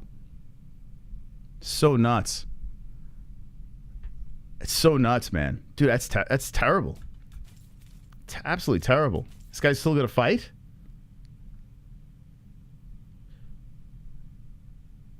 I was in the hospital the entire time. It was one of those things. A lot of fighters would have pulled out. So he's still fighting. Oh my God.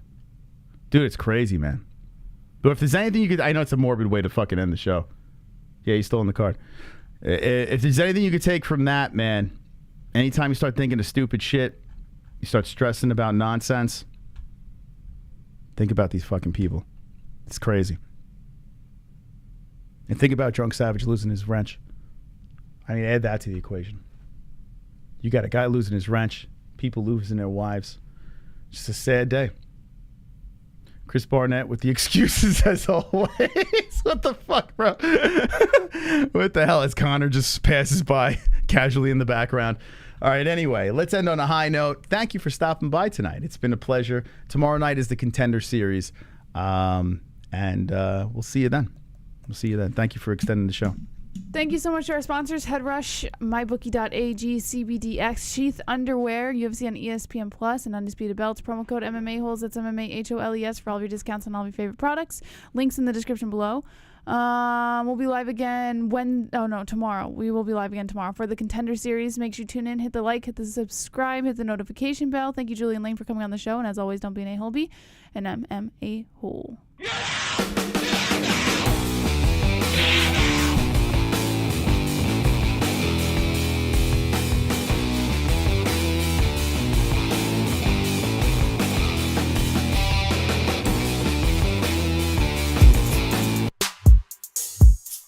Wonderful, wonderful. One thing to always tell your close friends and your family that you love them. Cause you don't know if you will see them again. I tell you what. Well said, Mike. Well said. I gotta get better at that with my family, man. Well said. Tell everyone you love them, you care about them, and the people you don't like, tell them to, let's see. What could I put here? I don't have to lick my balls anymore. I gotta find. Tell them it's. This is number one bullshit. I don't know.